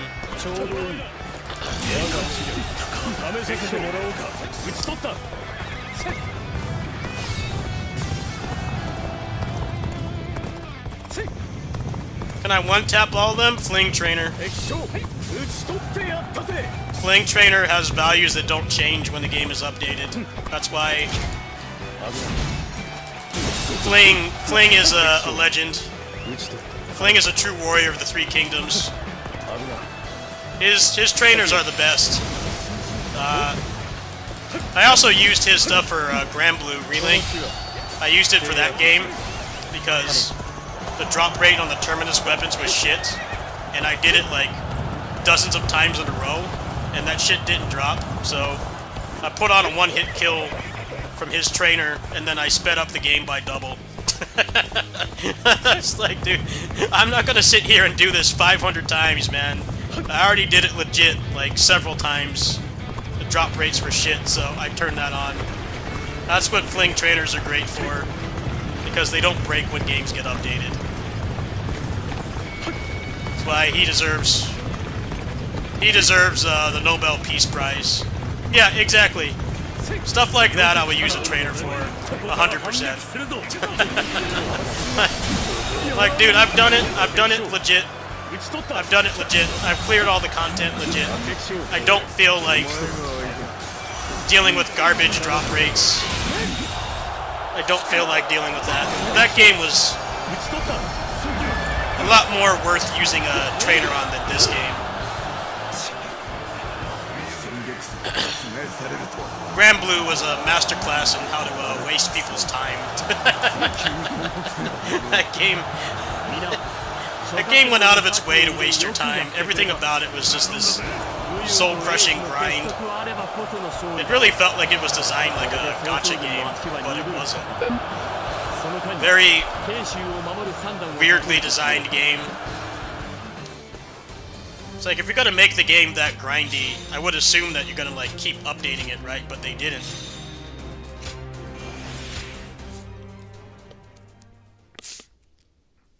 They did, like, 6 months of updates and then they stopped. It's like, well, then you should make the game less grindy if you're not gonna update it. That's basically how it works in online games, right? It's like, the game is grindy to keep you playing, so that you play for more updates and you send them money. You donate to the game. But that's not what Relink was at all. They did, like, a couple DLC characters and some minor content updates, and that was it. And I remember I spent, like, nights getting those Terminus weapons. I'm like, you know what? I'm done with this. The part that takes skill is gone. The skill just turns into patience at that point. How much willpower do you have to do the same thing, like, 200 times to get this weapon? And, like, the game is not getting supports. This game got more support than that game did. And they at least made a large-scale DLC. The DLC in this game is lackluster. Whether it's worth $35 is greatly going to depend on what you want more of.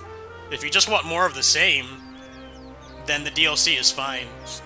But if you're expecting it to be like a game-changing type thing, like, say, you know, the Neo games, some of the big open-world games and stuff, with, like, whole new regions and things like that, it doesn't offer that at all. It is very much more of the same, to a fault. I feel like, for instance, these should not be best in slots. Like, this should be best in slot. The problem is, you can't change anything that's on these. Like, this is modded right here. I modded these in after I beat the game. I changed what was on it, because it's stupid that the best weapon you can't change. The patch and the DLC don't change that at all. It literally... These are still best in slot, because you can actually change them. There's no new affixes or anything at all. All this is like completely identical. It's like, stuff like that makes me not want to keep playing. It seems like such an easy thing to fix too. It's like, just add more stuff to, like, unlock and make it more interesting to play for a longer period of time, but this DLC really fails at that.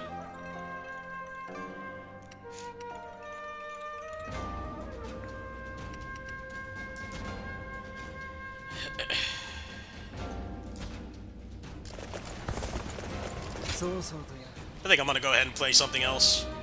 This probably is not very interesting to watch. I think I'll play something else and close up the stream. Try to get some rest and come back in the morning. Yeah, a 5-minute run and, like, the drop rate was, like, less than 10%. And you kept getting ones that you didn't have. The only thing that removed them from the pool was getting them. And sometimes it took forever to actually get them to drop. That game was a masterclass on the wrong way to keep people playing. Yeah, I'm gonna go ahead and play something else. I'll make the video later. You guys want to see what I was using? Here's what I was using. I'll go ahead and show you guys what a fling trainer is. You might not know if you're not on PC. I'll go ahead and show you guys. There you go. That's what it is right here. So you can do things like what I was using most of the time was I was putting on infinite horse endurance and then a double damage multiplier, and that was all I was using most of the time. That one where I had to go through the Trigate formation, I just put on one-hit kills. But there's a number of things you can do here and give yourself more money. Most of this stuff I don't mess with at all. Like, infinite bravery is not fun. You can give yourself more proficiency, more movement speed. You can increase the game speed. So this is actually the same thing that I used for Relink. Because with Relink, the table is very similar. To get the Terminus weapons, after I got like a couple and I spent like 20 hours, I put on the super damage and then I like tripled the game speed so that I was killing the boss instantly. And it was taking like essentially 1 minute between attempts instead of 5. So it cut the grind down by a fifth. But yeah, there's a lot of things you can do. And what's good about his trainers is that they work when the game gets updated. One of the weaknesses of Cheat Engine is that when a game gets updated, there is a chance that the values will change. And when the values change, what that essentially means is what Cheat Engine is pointing to for the cheat, whatever it might be. Like for this game, there's really only 2 meaningful gameplay mods. There's like moveset mods, and there's ones you can play as like Lu Bu and stuff, but I don't find that kind of stuff fun. But like essentially, if the values change, then it's pointing to something else, and the mod will stop working. The thing about his trainers, you can go see his site here. I am not paid to say this, by the way. I'm vouching for it as somebody who just uses it. I'm not endorsed by any means, but essentially, his trainers work when the game is not up, even when the game is updated. Like for instance, you guys see right here, I have the DLC. You can see the DLC right here. And the mod still works, right? You see Visions of 4 Heroes right there. So that's what's really good about his trainers. I know people can be a little bit weary about downloading an EXE. His stuff is legit. I've never had any issues. I've used his trainers on multiple games, and they're great for saving time. Or something like Relink, where it basically makes the grind tolerable. But yeah, this is what I was using. So I was using like infinite horse endurance, and then the double damage multiplier just to make the game not flow so slowly and actually feel somewhat strong while still having to fight the officers. And the only time I was using the one-shot was when just those shitty escort missions. I didn't have the patience for that right now. But yeah, there's a number of things you can do. You can unlock all the moves. This as well. But yeah, his trainers are awesome. They're actually some of the best trainers in the business. And he usually puts them out, like, right when the game comes out. If I think in the off chance that he does find a value that does change when the game gets updated, he usually patches it very quick. I don't know how the hell the guy gets all these games. I don't know if he like pirates them or people donate to them. I hope it's the latter. I think like if anybody's worth donating to, it's this guy. He's a savior of PC gaming. He's like the savior of PC gaming. He's made so many games more tolerable. Relink Trainer, for instance, was great. Also, the Neo 2 Trainer, I did use it on that game because when we got the review keys for that, you couldn't transfer your save from PS4. So Fling had a trainer, but like over here, it said something like mega drop quality. It essentially made everything drop legendaries like all the time. Or what they called in that game, ethereals. It dropped ethereals like all the time. So it cut the time down to get my character back by like 200% or something. And like once again, like with this game, I put in like 300 plus hours into that game on PS4. And obviously there's no mods on there, so nobody gave me any lip for doing that at all. I'm like, look, I already did it legit. I'm not going to go through that exact same grind again. I'm not getting any younger, man. But yeah, Fling Trainer is awesome. If you're on PC, he covers most major games, some indie games as well. If your game is like mega scrimblow bimblow, like you know, when to go blue or overrider. I would not expect a trainer from Fling.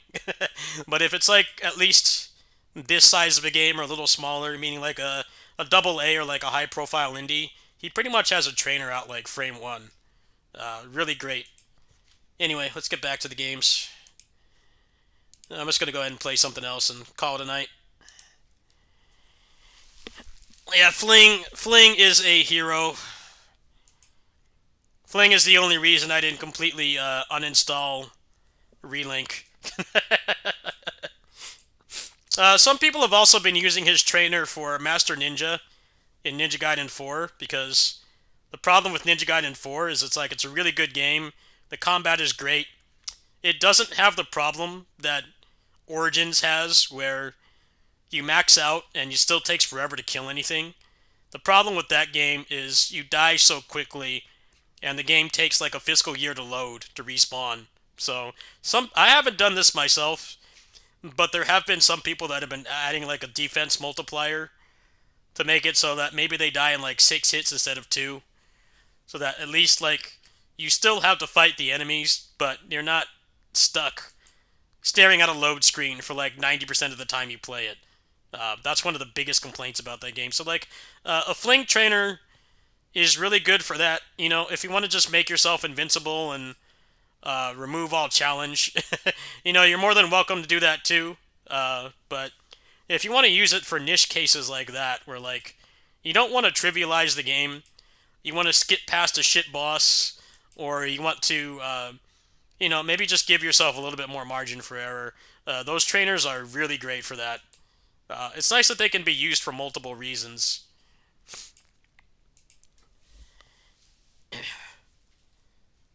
Yeah, Relink was designed like a service game, but it wasn't, which is kind of stupid when you think about it. Welcome to the Ace Mind training You know, system. you expect that kind of grind when you play like a gacha game, right? You know, like every time you log on, you're making like 60 cents in currency. But it adds up over time, right? Or you can pay money to skip it. But, you know, the benefit is that they're getting money to, like, keep updating the game. But, like, the Relink was really weird. They put out characters, but, like, no content. And then everything in the game was so grindy, to the point that you question why you were still playing it. I think that's the kind of shit that needs to go from video games in general. Is if you're making us pay, like, 70 to 90 bucks for games, and the grind is worse than a gacha, that shit needs to go. But there's been so many games I played on this channel in the past couple years that have been exactly that. The solo leveling game, Solo Leveling Arise Overdrive, it was exactly that, 100%. It's a soul-crushing grind, and like, it's been out for a couple months now, and they haven't even added a content update. The grind is just really bad for like no reason, and it's essentially just fighting the same 6 bosses over and over. Stuff like that needs to go, as far as I'm concerned. You know, I'm cool with it if it's a service game. You know, if it's free, I get it. It's like, it's either a soul-crushing long grind, or you pay money and you donate to them, you know, so that they can make more content. But like, you're gonna charge me like 90 bucks for Deluxe Edition, and your game is that grindy but worse, then I'm not gonna play it. Plain and simple. This past couple years with like grinding games have been like really bad, I think. Relink was a pretty good example. It's like, wait, you're not updating the game, you're not even really offering a way to skip it with the microtransactions, and like the microtransactions were better than a gacha. They were like $3 to skip it. I'm like, why don't you just design the game to be, you know, meaningful to play, even for just a short period of time, instead of having people going into a Reddit and asking, how do I auto-farm to get these items?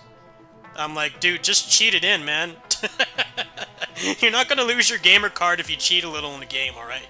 It used to be normalized. It wasn't until video games went on the internet that people started to get really anal about that. I'm like, dude, I used to cheat on games all the time when I was a kid. I used to leave the SNES on Contra 3 to get like 99 lives. I would put it on when I go to school and then come back and have like 50 lives. That's how I beat that game when I was a kid. People are so scared to use a trainer. And I'm like, dude, if you're an adult, right? You know, the game should respect your time, especially if you pay a large amount of hard-earned money to play it. It should respect your time. If it doesn't, then don't feel bad about cheating. But, I guess people get worried they're gonna lose their gamer card. With me, I never even once cared because I have so much, like 99.99% of the stuff I do on here is legit. And I'm always upfront with people when I do stuff like that. I don't know why people care so much. Obviously, if it's like a multiplayer game, then don't cheat. But it's a single-player game, you know, who cares, man? Just go ahead and do it. It's not the end of the world. Who you guys want to see? I could do Icy, or Hibiki. Those are the ones I feel like doing right now.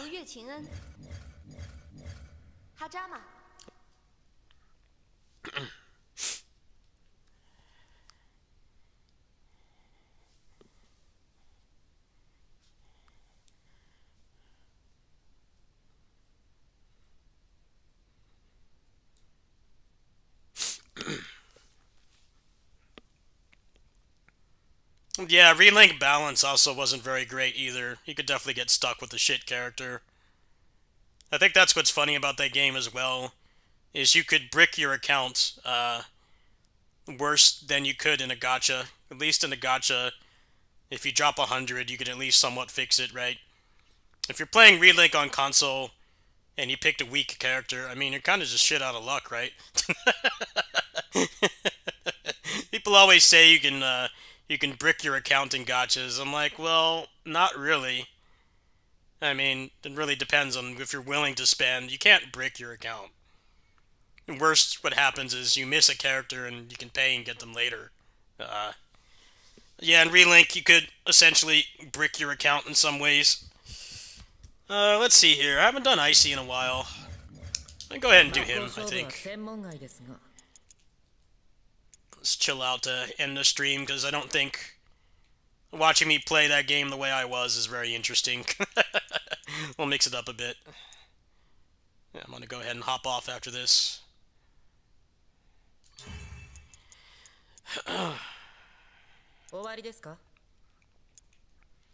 Relink is definitely one of those instances where you question if they actually played their own game. It's very obvious that they didn't. It's blatantly obvious they did not play their own game.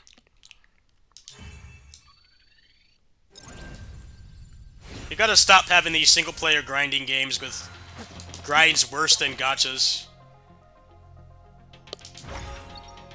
You know, if I play a gacha, I expect it.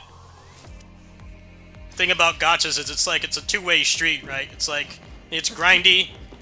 Depending on the game, it can be crazy predatory. But they're giving you constant content updates, right? If they're not going to update for like months or like at all, and the grind is the only reason to keep playing, and it doesn't respect your time, like, that shit needs to go. Full stop. It's kind of what they don't understand. It's like, dude, if you can't update as quick as a gacha game, then don't make your game that grindy. Period. People put up with, you know, logging on to Genshin Impact and grinding for like 3 cents of currency every day because they get updates constantly. That's like the #1 reason. But then you have these games like Solo Leveling and Relink where that's not the case. They don't update.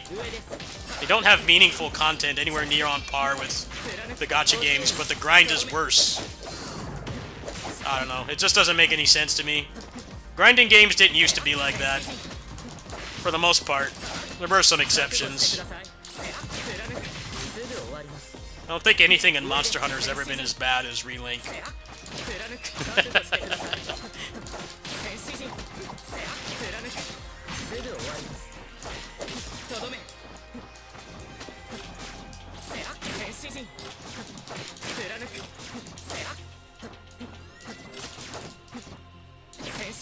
The RPG systems in Origins definitely have their faults. How it never really feels like you get much stronger. Arbitrary limitations on how you play the game, like how much damage you can do and the gear and stuff being uninteresting, but you can, like, make meaningful progress in that game very quickly. So, it does that right. It's just the things you grind for aren't very interesting, so that's kind of where it falls apart. But in terms of, like, actually just playing the game for a quick session and making progress, the game does that very well. It really does. I may have my faults with it, but my grievances with it, but it does do that very well. It's like, you know, there's effective ways to grind everything. The DLC actually did add some effective things too to grind. No, you have to play the DLC. You have to play, like, I think the first fight in any of the factions. Well, see, that's the thing. None of the shit that you get in the DLC carries over, except the R1s. They have this really stupid system where the game scales up to you, and they give you, like, up to 50% attack, the stats and stuff, but it doesn't carry over. Which maybe for somebody like you would be good, but I think it's really dumb to have that, and then you can't carry it back over. For us, people that played the game and already finished it at launch, legit and everything, without DLC or cheats or whatever, for us, it's a good thing, but for the people that are buying the game new, it's bad, because apparently you get access to the DLC after clearing Chapter 2. But it's like, so you mean to tell me people that are going to buy the game on Switch 2 tomorrow will be able to access the DLC, and essentially they'll still be able to outlevel the main game, but they can't carry over the stats. It's like, well, what sense does that make? The ranks are permanent. The ranks have, rank 12 is a new R1, and rank 13 is 20 attack. So you can get like 220, 240 extra attack if you max out all the weapons. Yes, you do. Yes. It's just the stuff in the skill tree that's not the R1s does not carry over, which is really dumb. I really don't get why. It kind of goes against giving new players access to that stuff early. I don't know, man. The DLC is very weirdly designed. No, you can't avoid it. If you keep playing the game, you will hit level 13, but it's a major grind, man. I played through the DLC offline because I was under embargo. It took forever. But yeah. The way it's designed is nonsensical. Maybe for us not wanting to make the game too easy, it makes sense, but I totally know that they're going to get some bad reception for people playing through the DLC and then realizing they don't get to keep any of those stats. I 100% know that that's going to happen. 100% that's going to happen. They really should have foreseen something like that. At least just, like, make it optional. Like, you know, carry it over if you want to, or just don't. Be able to turn it off. I think that would have been a better solution.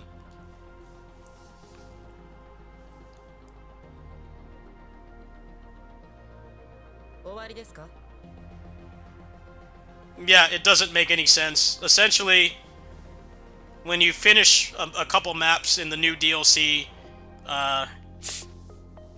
you'll get the new skill tree ranks, and you get the levels. I don't have it maxed out, but I would assume if you rank up to level 145, because the cap goes from 101 to 145, and then you max out all the weapons, I think it would actually make the game a lot better, because I don't like just doing the QTE like 5 times on every officer. I find that really boring. But to get to that point, you would have like nothing left in the game anyway. The way the DLC is designed is essentially, once you beat the DLC, if you've already done everything else in the main game, there's nothing left. It's not structured in a way where it gets stronger. You scale for some reason. The enemies scale to your level up to a certain point. But then when you go back to the main game, all that goes away. I don't know. It's pretty poorly designed, if you ask me. I don't know why they had to make something so complicated. It should be simple. If they were scared of people getting too strong, they should just let you just disable it. I think that would be the best of both worlds. Because a lot of people are going to invest like 15 to 20 hours into that DLC from scratch, and they're not going to get to carry their stuff over. And they're not going to like that at all, man. They're going to be very upset. And I don't blame them.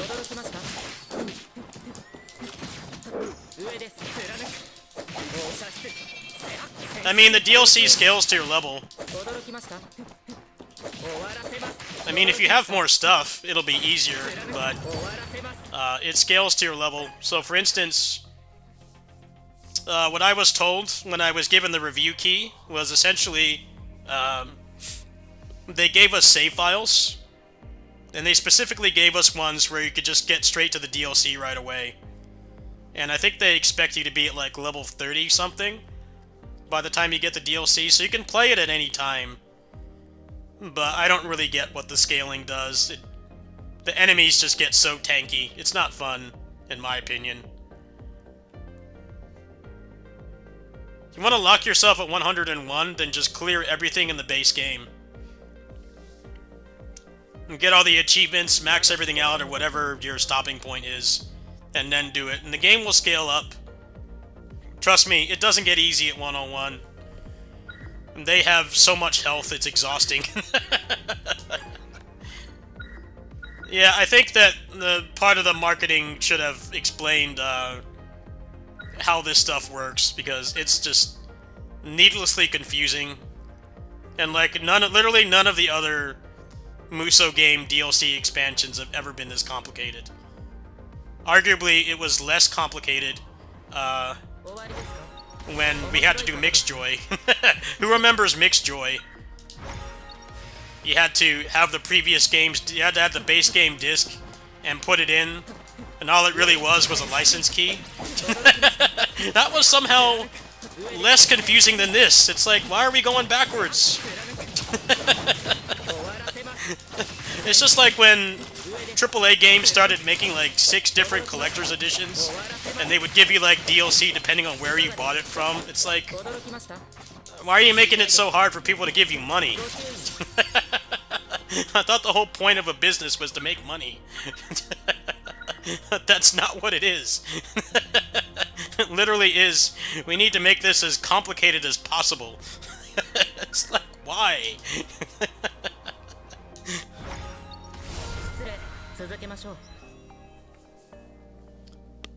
Okay, I'm going to explain this one more time. You can buy the DLC, just don't use it. It's very obvious how to use it. Actually, would you like me to show you right now? I can show you right now. Do you need a visual aid? I should probably make a video on this because, like I said, it's just needlessly confusing. And I don't know why they're making it so hard to make people want to give them $35.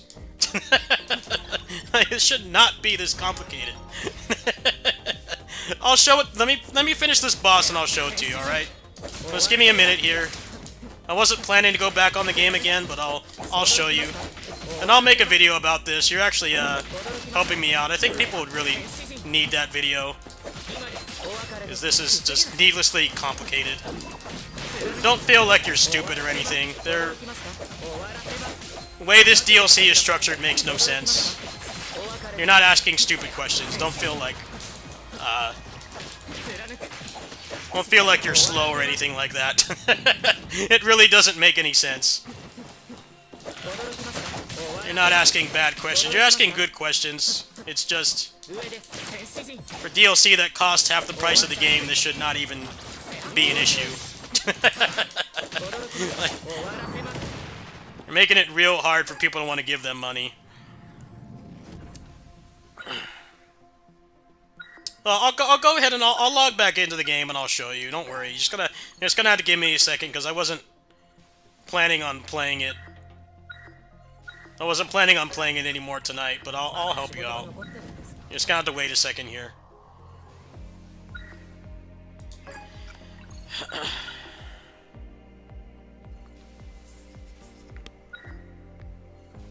I mean, essentially, if you were maxed out, if you had every weapon at level 13, you would make the base game very easy.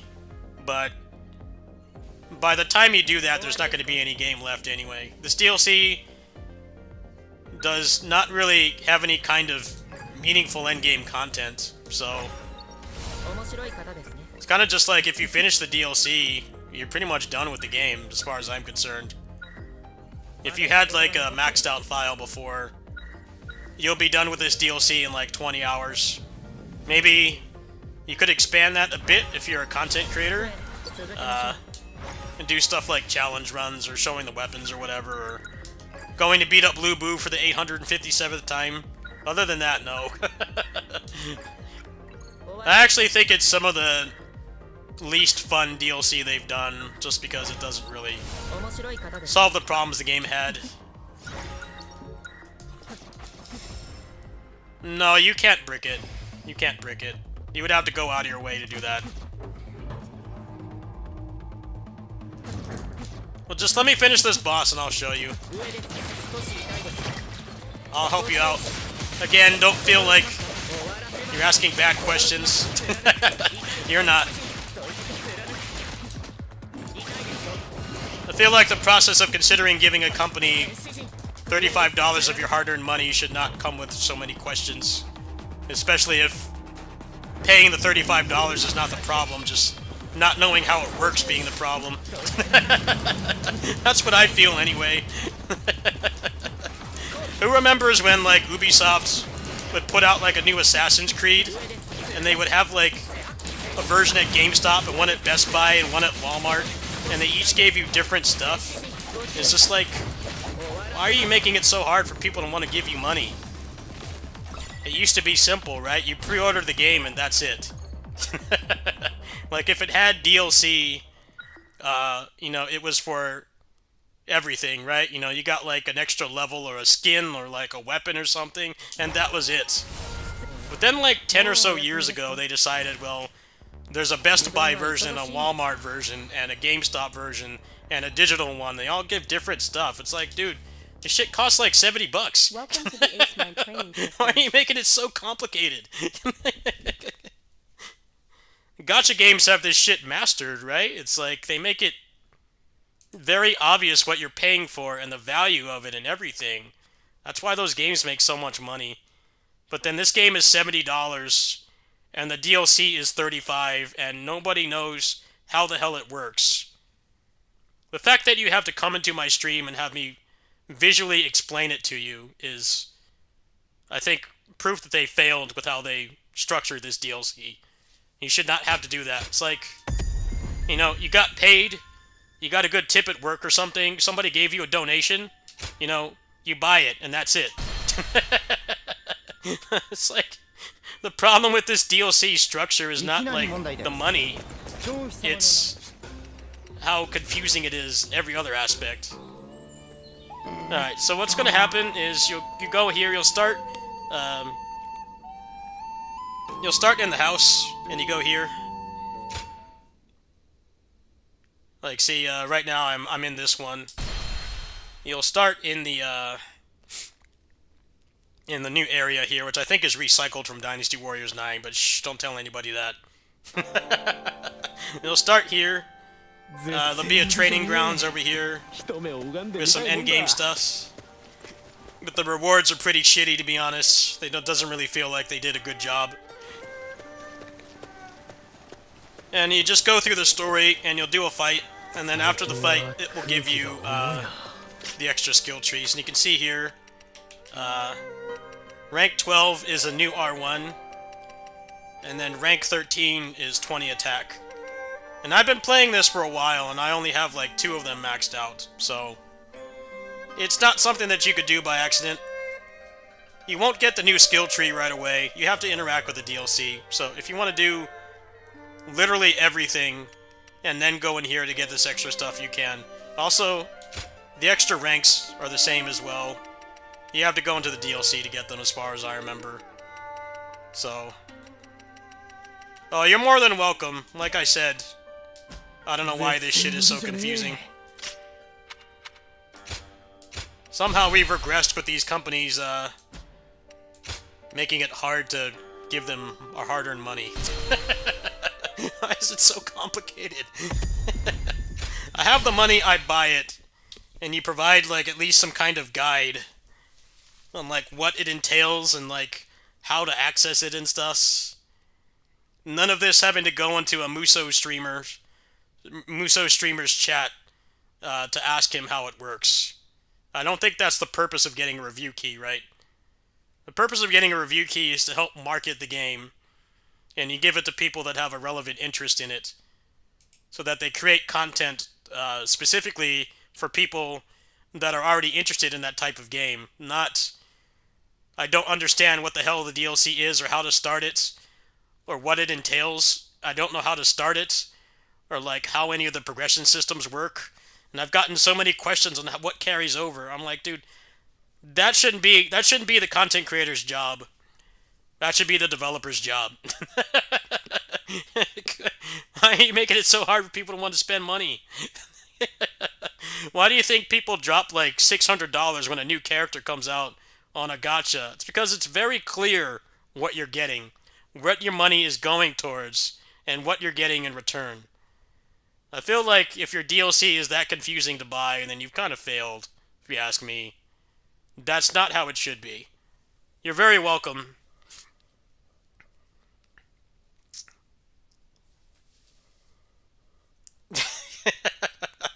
Yeah, it's pointlessly confusing. It really does bring me back to like when Call of Duty and Assassin's Creed started having like 6 different versions, and they had like a literal spreadsheet for it. I'm like, dude, who wants to put this much thought into buying a video game, man? It should stop at like, do you have the relevant hardware? Do you have the money? And do you have the time? That's it. You give them the money and you buy the DLC. That's it. None of this having to look at a spreadsheet or go into a Muso streamer's chat to figure out if you want to buy it or not. I don't know, man. It's also structured very poorly, like I said, because most people are going to want the stats. People who are more casual are going to want the stats to carry over, and they don't. And what makes that really bad is that you get it after Chapter 2. So, barely even halfway through the game, you get access to it. So those people are going to go through the whole thing. And what makes it worse is you would probably end up, like, getting multiple levels by going through there on a fresh save. And, like, the game would still be easy. It would still be easy. But you don't carry over your stats. It's like, it's such a simple thing to fix. It's like, just add an option that allows you to disable it. That solves it for everybody, right? People who don't want the stats and they want the game to remain challenging is just turn it off. You know, just turn it off. And then if you want the stats, you can turn it on. That solves it for everybody. The fact that it doesn't carry over is very arbitrary and kind of goes against giving you access to it so early. It felt like it would be better if they just gave it to you when you beat the game once. Because then, like, the scaling is not going to affect you that much. You already have, like, all the systems unlocked and everything. But giving it to you, like, less than halfway through the game is kind of stupid. Because it still makes the game easier, but the stats become pointless. So I don't understand what it is they're going for. Yeah, but getting to rank 13, I guarantee you probably couldn't do that for more than a couple weapons. I don't think you could do that for more than a couple weapons, full stop. It is a massive grind. The amount it requires is crazy, which is a good thing. It shouldn't be too easy to get like an extra 200 attack, because that's basically equal to a lot of the best attack accessories in the game. But yeah, it's very oddly structured, and they're making it too confusing. So I'm gonna have to make a video about this. I'm glad that you asked the question. Don't feel like you bothered me or anything. I was already pretty much done for the night anyway. Don't feel like you bothered me or anything. It's not your fault this is so confusing. Anyway, thank you. I think you really proved that I need to make a video on this. So I am going to do that right now. Thanks for watching. I'll probably have the video up. The R1 video up. I'll probably put that up in the morning. I'm kind of too tired to work on it right now. But I'll get it up before it releases officially. The DLC also significantly fails at adding new ways to play the game. You get the weapons and that's it. I think, bare minimum, they should have added more build options. The accessories you get from it should be more interesting. But it just fails in that regard. I think the people who would get the most value out of it are people who have not played the game before. It's definitely one of those instances where, you know how video games are now, right? Like, especially single-player games, where if you buy the game at launch, you get the least content and the worst experience. Because games are always buggy and broken and run like shit at launch. But then, like, if you buy it for, like, $20 after it's been out for, like, a year, with all the content and patches, it's better. That's exactly what they've done here. Like, the DLC, I think, is arguably a pretty good value if you haven't played the game before. Like, if you haven't played the game before, or you bought it and you backlogged it and you didn't play it for more than, like, a couple hours, it's definitely worth it. Because you get more weapons and stuff. But if you've already played it before, and I think especially if you did everything in the game, like all achievements, everything maxed out, it's not worth the money at all. Because the problem is it doesn't really add anything to the base game if you've already done everything. There is really no endgame challenge. Their idea of an endgame challenge is the little fights in the training arena, which are not fun because they're too long and the rewards are not worth it. It feels like it was made for a very specific amount of a section of people, meaning people who just got a Switch 2 and they want something to play on it because everybody hates Mario Kart and Metroid Prime 4 and all the first-party games. All the first-party games are a long ways off. I totally think that the reason they made this is because they could put it out on Switch 2 right away. Because those people are getting the best value. Yeah, the game doesn't run as well on there, but the DLC has way more value if you haven't played the game before. If you did, then it's not worth the money at all. You could literally get another Musou game for that price. You could get, like, Hyrule Warriors 1 for that price. You could get 3 Hopes for that price, which is about the same length as Origins. I think just even comparing it just to other Musou games, the value is very poor, unless you haven't played the game before.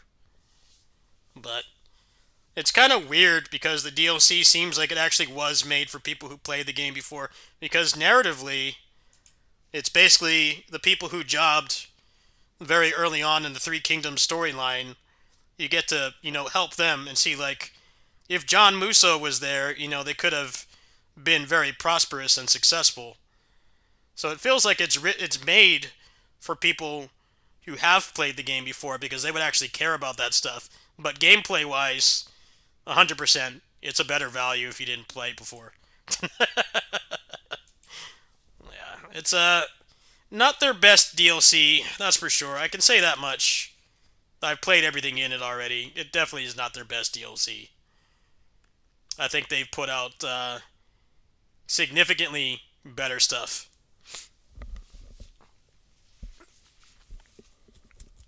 I don't know what it is with Musou games. It's like Three Hopes had the same problem. Three Hopes had no DLC, and it desperately needed it because you could completely remove all the challenge in that game way easier than you can in Origins. And there is nothing but the story. It didn't get any DLC at all. Age of Calamity got DLC, but that game was grindy to the point of not being fun. because the DLC was a major grind, and then there wasn't really much to use it on. Age of Imprisonment did not get DLC announced so far, and that game also needs it too, because that game had the most boring progression.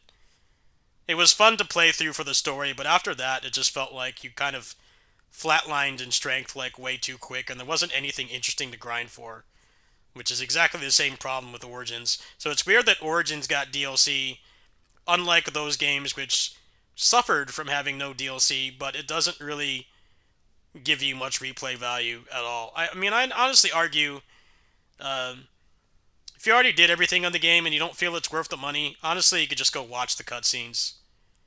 It's really narrative focused to a fault.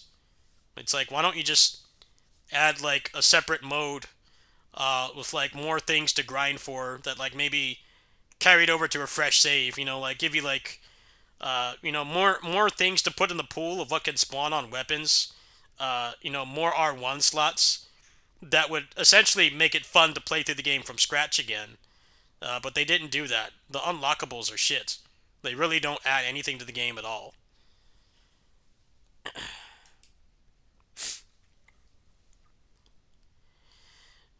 Well, there are some endgame fights, but I just don't find them fun because the amount of time that they take compared to the reward you get is all messed up. The balance is extremely off. Because you essentially do incredibly difficult fights and you get like the most boring accessories. You know, if you're going to make me do a difficult challenge, there should be an equivalent reward. Not, I do something incredibly frustrating and I get like an accessory that makes me take less damage. That's not fun. And then like also by the time you've gotten that, there's no more game left. It's the classic problem of like when they go back and add stuff to a game and it like makes it easier in some ways, but by the time that you get it, there's no game left. So it's like, well, I guess for the challenge it's kind of fun, but if I have to pay money for something like that, then it should be an equivalent reward.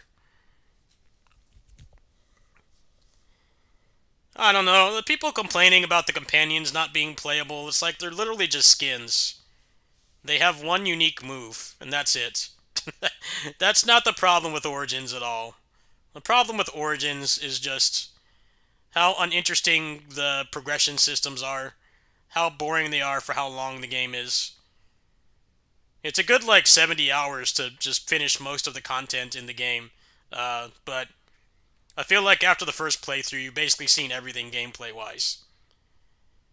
There's a couple new R1s that you can get and the halberd, and that's it. And I was hoping that things like that would be resolved, but they weren't. They did the bare minimum to fix those kind of things, so it's definitely a DLC where, sometimes people want more of the same, right? I mean, people buy Call of Duty map packs and stuff. It's not like a game-changing thing. They want more of the same. And for that purpose, the DLC is fine. But if you're expecting one of those legendary DLCs like some of these indie games are getting, that add all this new stuff and different ways to play the game and ways to make it fun to play more than once from scratch, you're not going to find that here at all. Full disclosure. It really depends on what you're looking for. But yeah, I would argue it's not worth the money. It's worth the money if you haven't played the game before. But even then, it's like $105 for that, right? To buy Origins new, either from a store, a physical store like GameStop or Walmart, or digitally, it's $105. Is it really worth it? I don't think the DLC has enough content to be worth half the price of the game. I think $20 would have been more fair for it. Because that's kind of the problem with DLC pricing, right? If you're going to make it half the price of a game, especially when it's a premium-priced AAA price game like Origins is, people are going to expect a lot more than what it has. And it really doesn't have much.